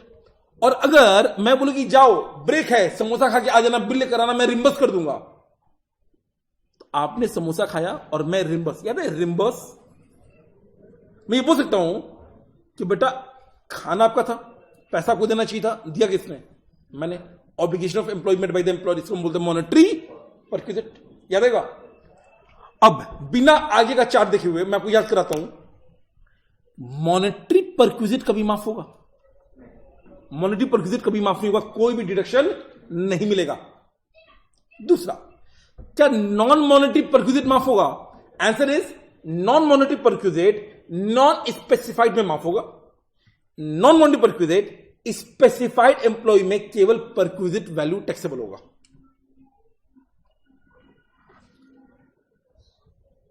ये देख लीजिए, डायरेक्टर एम्प्लॉय होल्डिंग 20% और मोर, मॉनेटरी सैलरी 50,000 से ज्यादा पर annum। ये आप इसको काट दीजिए, ये फालतू का कंफ्यूजन है। इस पे आइए, माउंट एक्ट। अच्छा सर, माउंट एक्ट में कौन कौन आता है?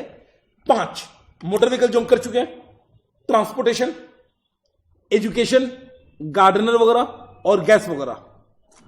अगर मॉनेटरी परक्विजिट है, इसका मतलब क्या होता है? रिम्बर्समेंट,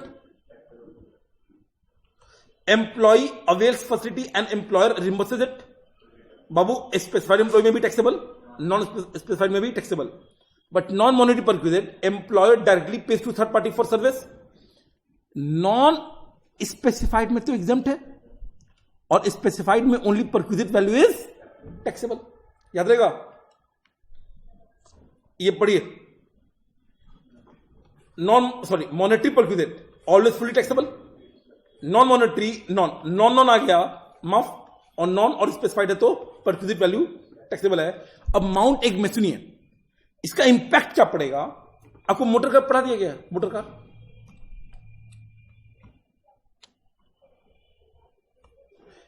एक बार थोड़ा ध्यान दीजिएगा, इनमें से कौन सा है जहां पे मॉनेटरी परक्विजिट? इन सब में मॉनेटरी परक्विजिट कौन सा है?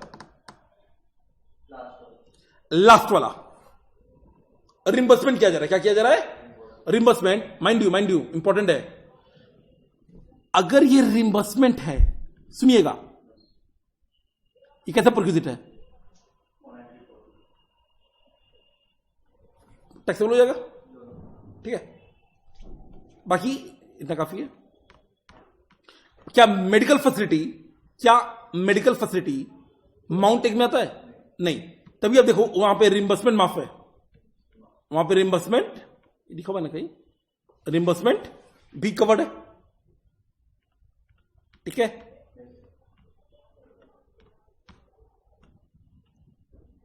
चलिए, एम से टी ट्रांसपोर्ट, मैंने बोला था 2 माफ है 2 टैक्सेबल है। कैसे याद करेंगे? ऑडिट पे कैसे आते हो? उड़ के या रेलवे से? एयरवे या रेलवे माफ है, बाकी मार्केट प्राइस टैक्सेबल है। एजुकेशन फैसिलिटी, सर अगर एम्प्लॉय को दिया जाए, जैसे अगर एक बिजनेसमैन अपने अकाउंट्स मैनेजर को इन डेज का क्लास लेने के लिए भेज रहा है, फुल्ली टैक्सेबल, फुल्ली माफ। अगर हाउस होल्ड मेंबर के लिए फुली टैक्सेबल, और अगर बच्चे के लिए अप टू 1,000 माफ है। अगर मानो 1,500 पर मंथ का खर्चा है तो 500 टैक्सेबल होगा। हालांकि आईसीआई दोनों एक्सेप्ट करता है, आप एग्जाम में 1,500 को भी टैक्स करके आ सकते हो, दोनों सही है।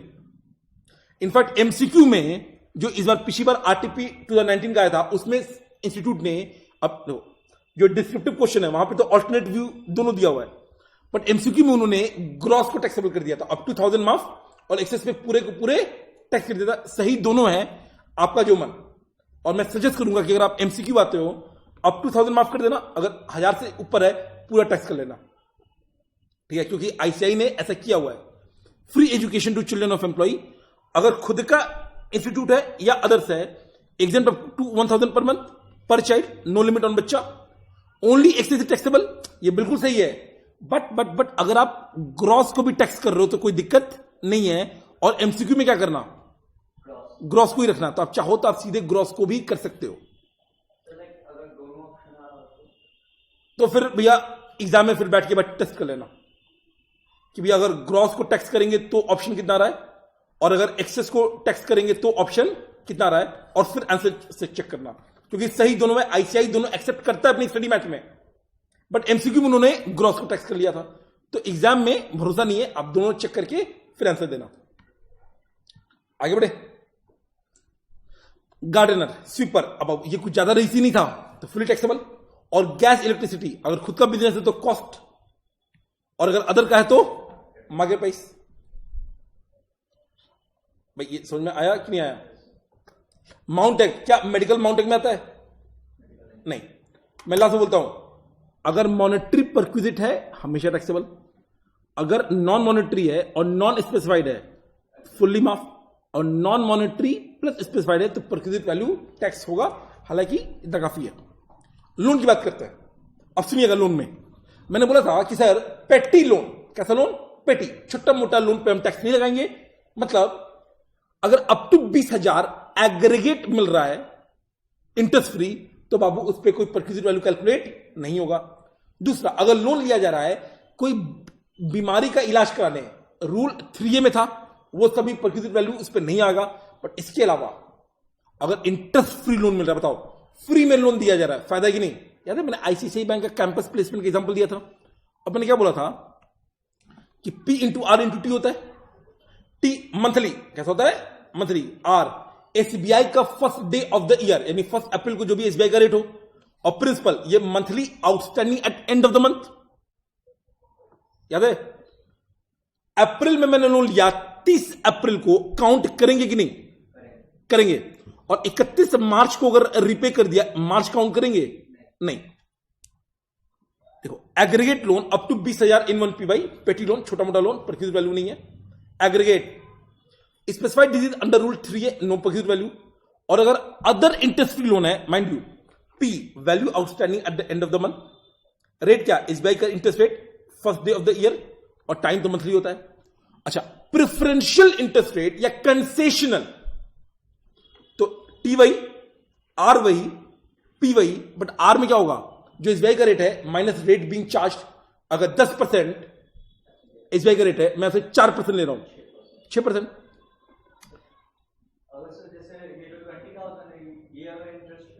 वही ना, तो अप टू 20,000 इंटरेस्ट फ्री है तो कोई दिक्कत नहीं है। एग्रीगेट इंटरेस्ट फ्री है 20,000 तक, तो दिक्कत नहीं है। ये एग्जांपल देखिए, अगर 30 सितंबर को लोन लिया गया और रिपे किया गया 31 मार्च को, तो सितंबर लेंगे बिल्कुल, क्योंकि outstanding at the end of September हो गया। बट फरवरी नहीं लेंगे क्योंकि रिपे हो गया, सॉरी मार्च नहीं लेंगे क्योंकि रिपे हो गया। Value outstanding at end of each month shall be treated as principal and perquisite value shall be calculated on monthly basis. Advance salary आपका लोन नहीं मानते हैं। एडवांस सैलरी तो जिस मंथ में रिसीव होता है उसी मंथ में टैक्स कर लेते हैं। याद कीजिए, यूज ऑफ एम्प्लॉयर एसेट, मैंने एक सिंपल सा लॉजिक दिया था, 10% of the original cost. But मैंने आपको बताया था कि आजकल एक बहुत बड़ा मीम चल रहा है, बुलाती है बच जाना का नहीं। उसी प्रकार से एम्प्लॉयर लैपटॉप दे रहा है बट लेने का नहीं, क्योंकि लैपटॉप, मोबाइल, टेलीफोन और कंप्यूटर ये बेटा आपके अगेंस्ट जाता है। पता चला पार्टी कर रहे हो, भाई एक प्रेजेंटेशन बना दियो, और मानो आपके बॉस का फोन आ गया, तो पता चला सैटरडे को बाकी लोग पी रहा है लस्सी उस्सी और आप बैठ के प्रेजेंटेशन बना रहे हो। तो ये सरकार ने माफ किया हुआ है, लैपटॉप मोबाइल वगैरह माफ है। Other asset 10% of the original cost, ये इग्नोर कर दीजिए। अच्छा, इग्नोर वैसे मत कीजिए, मैं समझा देता हूं क्या है। मानिए एम्प्लॉयर ने एसेट खरीदा, एम्प्लॉयर ने क्या खरीदा? एसेट, उसका ओरिजिनल कॉस्ट होगा। कुछ साल यूज करने के बाद आपको बेच दिया गया, अब क्या होगा? आपको जो बेचा गया तो एक ओरिजिनल कॉस्ट है, मानिए 100 रुपए में, और आपको बेचा गया 60 रुपए में, तो क्या 40 रुपए का फायदा हो गया आपको? अगर 100 में एम्प्लॉयर ने खरीदा, आपको 60 में बेच दिया, तो 40 रुपीज का फायदा हो गया क्या? आप क्या बोलोगे? अरे भैया 100 रुपए तो ओरिजिनल कॉस्ट था, आप इसको करंट वैल्यू लाइए। नहीं, और करंट वैल्यू हम कैसे लाते हैं? याद कीजिए, 3 पार्ट में हमने बांटा था, मोटर व्हीकल, कंप्यूटर, अदर्स। इसमें WDV कौन कौन था? मोटर व्हीकल, कंप्यूटर और बाकी SLM। मैं दोबारा चार्ट दिखाऊंगा, बट सुनिए, अगर हम अदर्स की बात करें, other than motor vehicle and computer की, तो value original minus for each completed year. And remember, year complete होता है जिस दिन परचेस करो उससे एक दिन पहले अगले साल। For each completed year 10% SLM, और जब बाकी दो हैं मोटर व्हीकल और कंप्यूटर, वहां पे WDV। मोटर व्हीकल में 20% क्योंकि वो लेट से खराब होता है, और कंप्यूटर में 50%। प्लीज इसको PGBP के डेप्रिसिएशन से कंफ्यूज नहीं करना है। यह है topic, sale of asset by the employer. Perquisite value कैसे होता है? अगर मैं अदर्स की बात करूं, actual cost minus 10% SLM for each completed year of use by the employer. यह आपका value on the date of sale आ जाएगा, minus amount recovered from employ. यह परक्विजिट वैल्यू है। एक और चीज, मानिए रेंट फ्री अकोमोडेशन है, उसका परक्विजिट वैल्यू 10,000 रुपए आ रहा है, मैंने आपसे 4,000 रुपए रिकवर कर लिया है, ऑब्वियसली 6 टैक्सेबल होगा। तो अगर वैल्यू ऑन द डेट इतना आ रहा है, मानो 100 रुपए, और मैं आपसे 60 रुपए ले लिया, तो कितना आएगा? 40। ये तो SLM है, ये कैसा है? But motor vehicle and computer में क्या है? 50%, WDV जल्दी खराब कौन होगा? तो वहां पे रेट ज्यादा है 50%, actual cost minus 50% WDV for each completed year, again value on date of sale आ गया, minus amount recovered by employ. और मोटर कार में 20% for each completed year WDV। कोई दिक्कत? इसमें पॉइंट है, मानो एम्प्लॉयर आपको बेच नहीं रहा है, आपको गिफ्ट कर दे रहा है, वेरी गुड, तो value and date of sale निकाल दीजिए, करंट डेट पे वैल्यू प्लस प्लस प्लस 5,000 तक तो इनकाइन माफ होता है ना, केवल एक्सेस टैक्स होता है, एक्सेस वाले को टैक्स कर दीजिए। अगेन गिफ्ट में भी अगर मैं आपको याद कराऊं, गिफ्ट में क्या था, अगर इन कैश मिले 100% टैक्सेबल या कन्वर्टेबल इन कैश, और इन काइन नहीं मिले तब टू 5,000 माफ एक्सेस टैक्सेबल। ऑल्दो आईसीआई यहां पर भी दोनों एक्सेप्ट करता है, एक्सेस वाले को भी टैक्स कीजिए एक्सेप्टेबल है, और ग्रॉस को टैक्स कर लीजिए तो भी एक्सेप्टेबल है। सो इन कैश तो पूरा टैक्सेबल है, इन काइन अगर मानिए 7,000 है तो अब 2,000 को टैक्स करे वो भी सही है, आईसीआई एक्सेप्ट करता है, और 7,000 करेंगे वो भी सही है, उसको भी आईसीआई एक्सेप्ट करता है। ये हमने इलस्ट्रेशन किया था, याद है? ठीक है, मोटा मोटा आपका हो गया। इसके अलावा 2-3 मैं परक्यूजिट और बता देता हूं, जैसे लंच। अब देखो रिमोट एरिया में लंच माफ है, रिमोट एरिया में माफ होता है, थोड़ा बहुत चाय हुए माफ होता है, बट अगर प्रॉपर मील है अदर देन रिमोट एरिया 50 रुपए पर मील तक माफ है, एक्सेस वाला टैक्सेबल होता है। 30 डेज मत लीजिएगा, 25 दिन ले लीजिएगा, संडे उन्डे काउंट करना होता है। इसके अलावा अच्छा बैठे काउंट मत कीजिएगा, 25 दिन या 20 डेज आप ले लीजिएगा। इसके अलावा क्रेडिट कार्ड, अब सुनिए, क्रेडिट कार्ड अगर ऑफिशियल पर्पज के लिए माफ है, बट अगर क्रेडिट कार्ड पर्सनल पर्पज के लिए और एम्प्लॉयर पर्सनल के लिए पे कर रहा है, आपसे रिम्बर्स नहीं ले रहा है, तो वो टैक्सेबल हो जाएगा।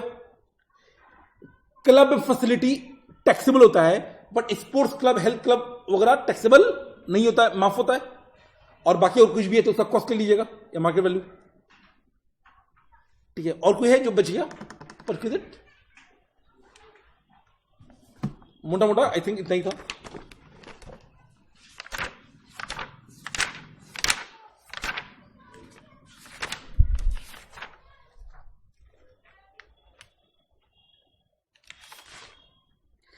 टेलीफोन बिल, टेलीफोन बिल माफ होता है, टेलीफोन बिल बहुत वो हो गया ना, छोटा सा चीज है, उसमें माफ होगा, ठीक है। चलिए आई थिंक आगे बढ़ सकते हम लोग। बाकी अगर कोई है भी तो बहुत ही सिंपल है, और जिसका कोई माई बाप नहीं है उसका तो कॉस्ट टू एम्प्लॉयर, ये आइए contract of service and contract for service. अब सुनिए, इसमें एक है प्रिंसिपल टू प्रिंसिपल, एक है एम्प्लॉयर एम्प्लॉय। अंदर क्या है, एम्प्लॉयर एम्प्लॉय में what to work and how to work ये दोनों एम्प्लॉयर कंट्रोल करता है, बट प्रिंसिपल टू प्रिंसिपल में व्हाट एम्प्लॉय मतलब प्रिंसिपल बताएगा, काम कैसे करना है वो जो सर्विस प्रोवाइडर है वो बताएगा। मुझे वेबसाइट बनाना है, ये मेरा प्रिंसिपल टू प्रिंसिपल है या एम्प्लॉयर एम्प्लॉय है? प्रिंसिपल टू प्रिंसिपल है। अब कैसे याद करेंगे? कॉन्ट्रैक्ट और कॉन्ट्रैक्ट सेम है, सर्विस और सर्विस सेम है। अब या तो रट्टा मान लीजिए, मुझसे रट्टा नहीं मारा जाता है, ये क्या है, वोवल वोवल, कॉन्सोनेंट कॉन्सोनेंट, ठीक है। देखो है थोड़ा सिली स्टूपिड, बट कोई बात नहीं, याद होने का मतलब है। एम्प्लॉयर एम्प्लॉय में service receiver that is employer has control over style of work of the service provider that is employee. भाई सर्विस प्रोवाइडर कौन होता है? एम्प्लॉय। प्रिंसिपल टू प्रिंसिपल में service provider has control over the style of work, कब काम करना है, कैसे करना है, इंपॉर्टेंट है। एक बार जो सैलरी अक्रू हो गया, अब आपने उसको वेस्ट कर दिया, वेव ऑफ कर दिया, डोनेशन दे दिया, एप्लीकेशन कर दिया, फॉरगो कर दिया, कोई इंपैक्ट पड़ेगा? नहीं। केवल 2 केस में जहां पे इनकम पे टैक्स नहीं लगेगा, या तो डाइवर्जन बाय ओवरराइडिंग टाइटल है, या surrender of the salaries act के अंदर सरेंडर किया गया है। तो एप्लीकेशन, वेवर, फॉरगोइंग, ये सब याद है ना। सैलरी का क्या यूज कर रहे हो? आपने बोला नहीं चाहिए सैलरी, अरे भैया अक्रू हो गया टैक्स दो, भले नहीं चाहिए तो। फॉरगोइंग अगेन अक्रू हो गया टैक्स देना पड़ेगा। वेस्टेज मतलब नहीं है, डोनेशन मतलब नहीं है, टैक्स लगेगा। No impact on taxability of salary. एक बच्चे ने बोला सर डोनेशन देंगे तो डिडक्शन मिलेगा, वो तो 80G वगैरह में देखेंगे ना, सैलरी पे तो टैक्स लगेगा ही, जितना एलिजिबल डोनेशन करोगे उतना माफ हो जाएगा। Surrender of salary under surrender of salary exemption from taxation act, या diversion of income by overriding title, यहां पे रिड्यूस हो जाएगा, टैक्स नहीं लगेगा। Very good. Types of salary and their usage, ये खास आपके लिए है। सबसे इंपॉर्टेंट कौन सा? RBS, basic plus DA forming part of employment contract plus employ commission as percentage of turnover. कहां का यूज होता है? आरपीएफ में, ग्रेचुटी में, if employ is not covered under POGA. अगर ग्रेचुटी में कवर्ड है तो last one basic plus DA था। लीव सैलरी, एचआरए और एटीसीसीडी अभी हमने नहीं पढ़ा है, वो हम लोग डिडक्शन चैप्टर में रिव्यू करेंगे। RFA salary 4 component, basic DA forming part of employment contract, bonus and commission any type, important है, plus taxable portion of allowance plus leave salary. Basic plus DA मतलब ये एंटायर डीए। ग्रेचुटी में last drawn अगर POGA में covered है, और retrenchment compensation में 3 month average. ये तो निकल गया ना, non monetary perquisite plus specified employee, ये सब ठीक है।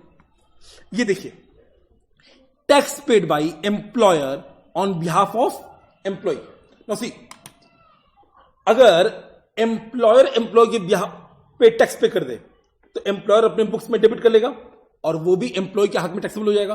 बट अगर नॉन मॉनेटरी परक्विजिट पे जो टैक्स आता है वो अगर एम्प्लॉयर पे कर रहा है तो हमने क्या पढ़ा था, एम्प्लॉयर डेबिट नहीं कर सकता है और 1010 सीसी में एम्प्लॉय के हाथ में माफ हो जाएगा। सो अगर tax paid by employer on behalf of employee, अगर टैक्स ऑन सैलरी है या मॉनेटरी परक्विजिट है, एम्प्लॉयर डेबिट करेगा और जितना डेबिट करेगा उतना ही एम्प्लॉय के हाथ में टैक्सेबल हो जाएगा। याद है मैंने बोला था 10 लाख की सैलरी है, 1 लाख का टैक्स बना। अब मैंने आपको 10 लाख पे किया, बुक्स में डेबिट किया 10 लाख, मैंने 1 लाख जो टैक्स बना वो भी पे कर दिया गवर्नमेंट को, मैं डेबिट कितना करूंगा? 1 लाख। अब आपकी सैलरी कितनी है? 10 लाख या 11 लाख? 11 लाख। आपका टैक्स थोड़ा सा और बढ़ गया। ये कब होता है? सैलरी या मॉनेटरी परक्विजिट में। बट हाँ, tax on non monetary perquisite employer debit नहीं करेगा और एम्प्लॉय का सैलरी नहीं मानेंगे, एग्जाम अंडर सेक्शन 1010 सीसी। हाँ, कोई दिक्कत इसमें? चलिए, यही चीज का एक इलस्ट्रेशन था। बताओ, राम ने अगर 10 लाख सैलरी पे किया है including perquisite to the employee, Ram also paid 1 lakh as tax on the salary. Include होगा कि नहीं? होगा। 50,000 at tax on monetary perquisite. बताओ, एम्प्लॉयर डेबिट कितना करेगा? 10 लाख डेबिट करेगा, 1 लाख डेबिट करेगा, 50,000 डेबिट करेगा। एम्प्लॉय का सैलरी कितना है? 10 लाख प्लस 1 लाख प्लस 50,000, और ये 25,000 है और नॉन मॉनेटरी परक्विजिट, ये डेबिट नहीं करेगा और ये 25,000 एग्जाम 1010 सीसी में। क्या एम्प्लॉय एकदम आराम करे या उसको टैक्स पे करना पड़ेगा? सोचो, ये जो टैक्स पे हुआ है ये भी अब सैलरी का पार्ट बन गया, तो उस पर थोड़ा जो टैक्स आता है वो पे करना पड़ेगा। मेन आपको क्या मैं बता रहा हूं, नॉन मॉनेटरी परक्विजिट पे अगर टैक्स एम्प्लॉयर पे कर दे, वो एम्प्लॉयर डेबिट नहीं करेगा पीजीपीबी में और एम्प्लॉय के हाथ में टैक्सेबल नहीं होगा। ये वही पुरानी बातें हैं। की मैन इंश्योरेंस याद कीजिए, की मैन इंश्योरेंस एक ऐसा टॉपिक है जो पीजीबीपी में आता है, अदर सोर्स में आता है और सैलरी में भी आता है। मैं बताता हूं क्या होता है की मैन, मतलब इंपॉर्टेंट आदमी। अब अगर ध्यान सुनिएगा, किसी की मैन के लिए अगर बिजनेसमैन ने इंश्योरेंस लिया है तो प्रीमियम पे करेगा, बुक्स में डेबिट करेगा कि नहीं करेगा? डेबिट करेगा। भगवान की कृपा से मानिए कुछ नहीं हुआ, मैच्योरिटी का अमाउंट आ रहा है। अब एज पर द कॉन्ट्रैक्ट हो सकता है, सुनिएगा, ये जो मैच्योरिटी का अमाउंट आ रहा है ये बिजनेसमैन को ही मिल जाए तो कहां जाएगा? मैं बिजनेसमैन हूं, मैंने कीमन इंश्योरेंस लिया, किस पे लिया? या तो मैं एम्प्लॉय पे ले सकता हूं या अदर देन एम्प्लॉय पे भी ले सकता हूं, जैसे कोई इंडिपेंडेंट डायरेक्टर। अब अगर प्रीमियम मैंने पे किया और मैच्योरिटी मेरे पास ही आ रहा है तो मैंने पीएनएल में डेबिट किया, मैच्योरिटी जब आएगा तो पीजीपी टैक्सेबल। दूसरा केस, मैंने लिया एम्प्लॉय केस में, डेबिट मैंने कर दिया प्रीमियम, मैच्योरिटी एम्प्लॉय को मिल गया, तो any payment by employee to employ directly और इनडायरेक्टली इंश्योरेंस कंपनी के थ्रू सैलरी टैक्सेबल। अगर मैंने अदर देन एम्प्लॉय के लिए किया, प्रीमियम मैंने पे किया, मैच्योरिटी का अमाउंट अदर पर्सन को मिल गया तो उसके हाथ में टैक्स होगा other source. Key man insurance policy taken by the, अच्छा when I say employer this means businessman, this means on behalf of employ, जैसे managing director, whole time director, maturity amount अगर एम्प्लॉय को मिल गया तो salary में taxable, और अगर एम्प्लॉयर को मिल गया तो पीजीपी में, क्योंकि डेबिट हुआ था तो क्रेडिट हो जाएगा। अगर other than employee, investor, independent director etcetera, maturity amount अगर एम्प्लॉयर को मिला, when I say employer this means businessman जिसे प्रीमियम पे किया है उसका पीजीपी, और अगर as per the contract other than employee को मिल जाए अदर सोर्स। सर ये डायरेक्टर क्या होता है, एम्प्लॉय होता है? सर डिपेंड करता है। अगर कुछ नहीं लिखा हुआ है, अगर कुछ नहीं लिखा हुआ है तो बाबू डायरेक्टर एम्प्लॉय नहीं मानेंगे, इंपॉर्टेंट है। अगर कुछ नहीं लिखा हुआ है तो एम्प्लॉय नहीं मानेंगे, और अगर स्पेसिफाई कर दे कि managing director, WTD whole time director या एग्जीक्यूटिव डायरेक्टर है तो एम्प्लॉय मान के सैलरी में टैक्सेबल, और अगर इंडिपेंडेंट डायरेक्टर या नॉमिनी डायरेक्टर या नॉन एग्जीक्यूटिव डायरेक्टर है तो एम्प्लॉय नहीं है, other source. Mind you this is preferred. अगर कुछ नहीं लिखा हुआ है तो हम क्या मानेंगे?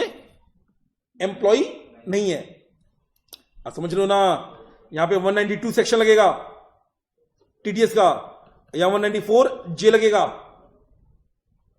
यहां पे अगर मैं और टिप ले जाऊं, जीएसटी नहीं लगेगा, और यहां पे जीएसटी लग जाएगा रिवर्स चार्ज के अंदर, याद है?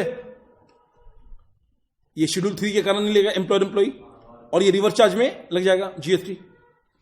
तो मैंने बोला ये मिस कैसे हो गया? If the type of director is not mention, assume not employee. अब देखिए, जब तक आप बड़े क्वेश्चन नहीं कीजिएगा, इस पे हमने बड़े बड़े क्वेश्चन 3-4 किए थे, ये तो आई थिंक इसके बाद वाला हमने सब हटा दिया है। ये सिंपल एक क्वेश्चन है। बड़ा क्वेश्चन करना बहुत जरूरी है, एंड मोटा मोटा आपके सैलरी में इतना ही चीज था, ठीक है? मैं फिर कह रहा हूं, जो भी नोट्स है उसको एकदम तरीके से पढ़िए अलोंग विद द बुक्स, और क्वेश्चन सॉल्व करते जाइए। अब काम हो जाएगा। बड़े क्वेश्चन प्रैक्टिस करना है। मिलते हैं नेक्स्ट टॉपिक में।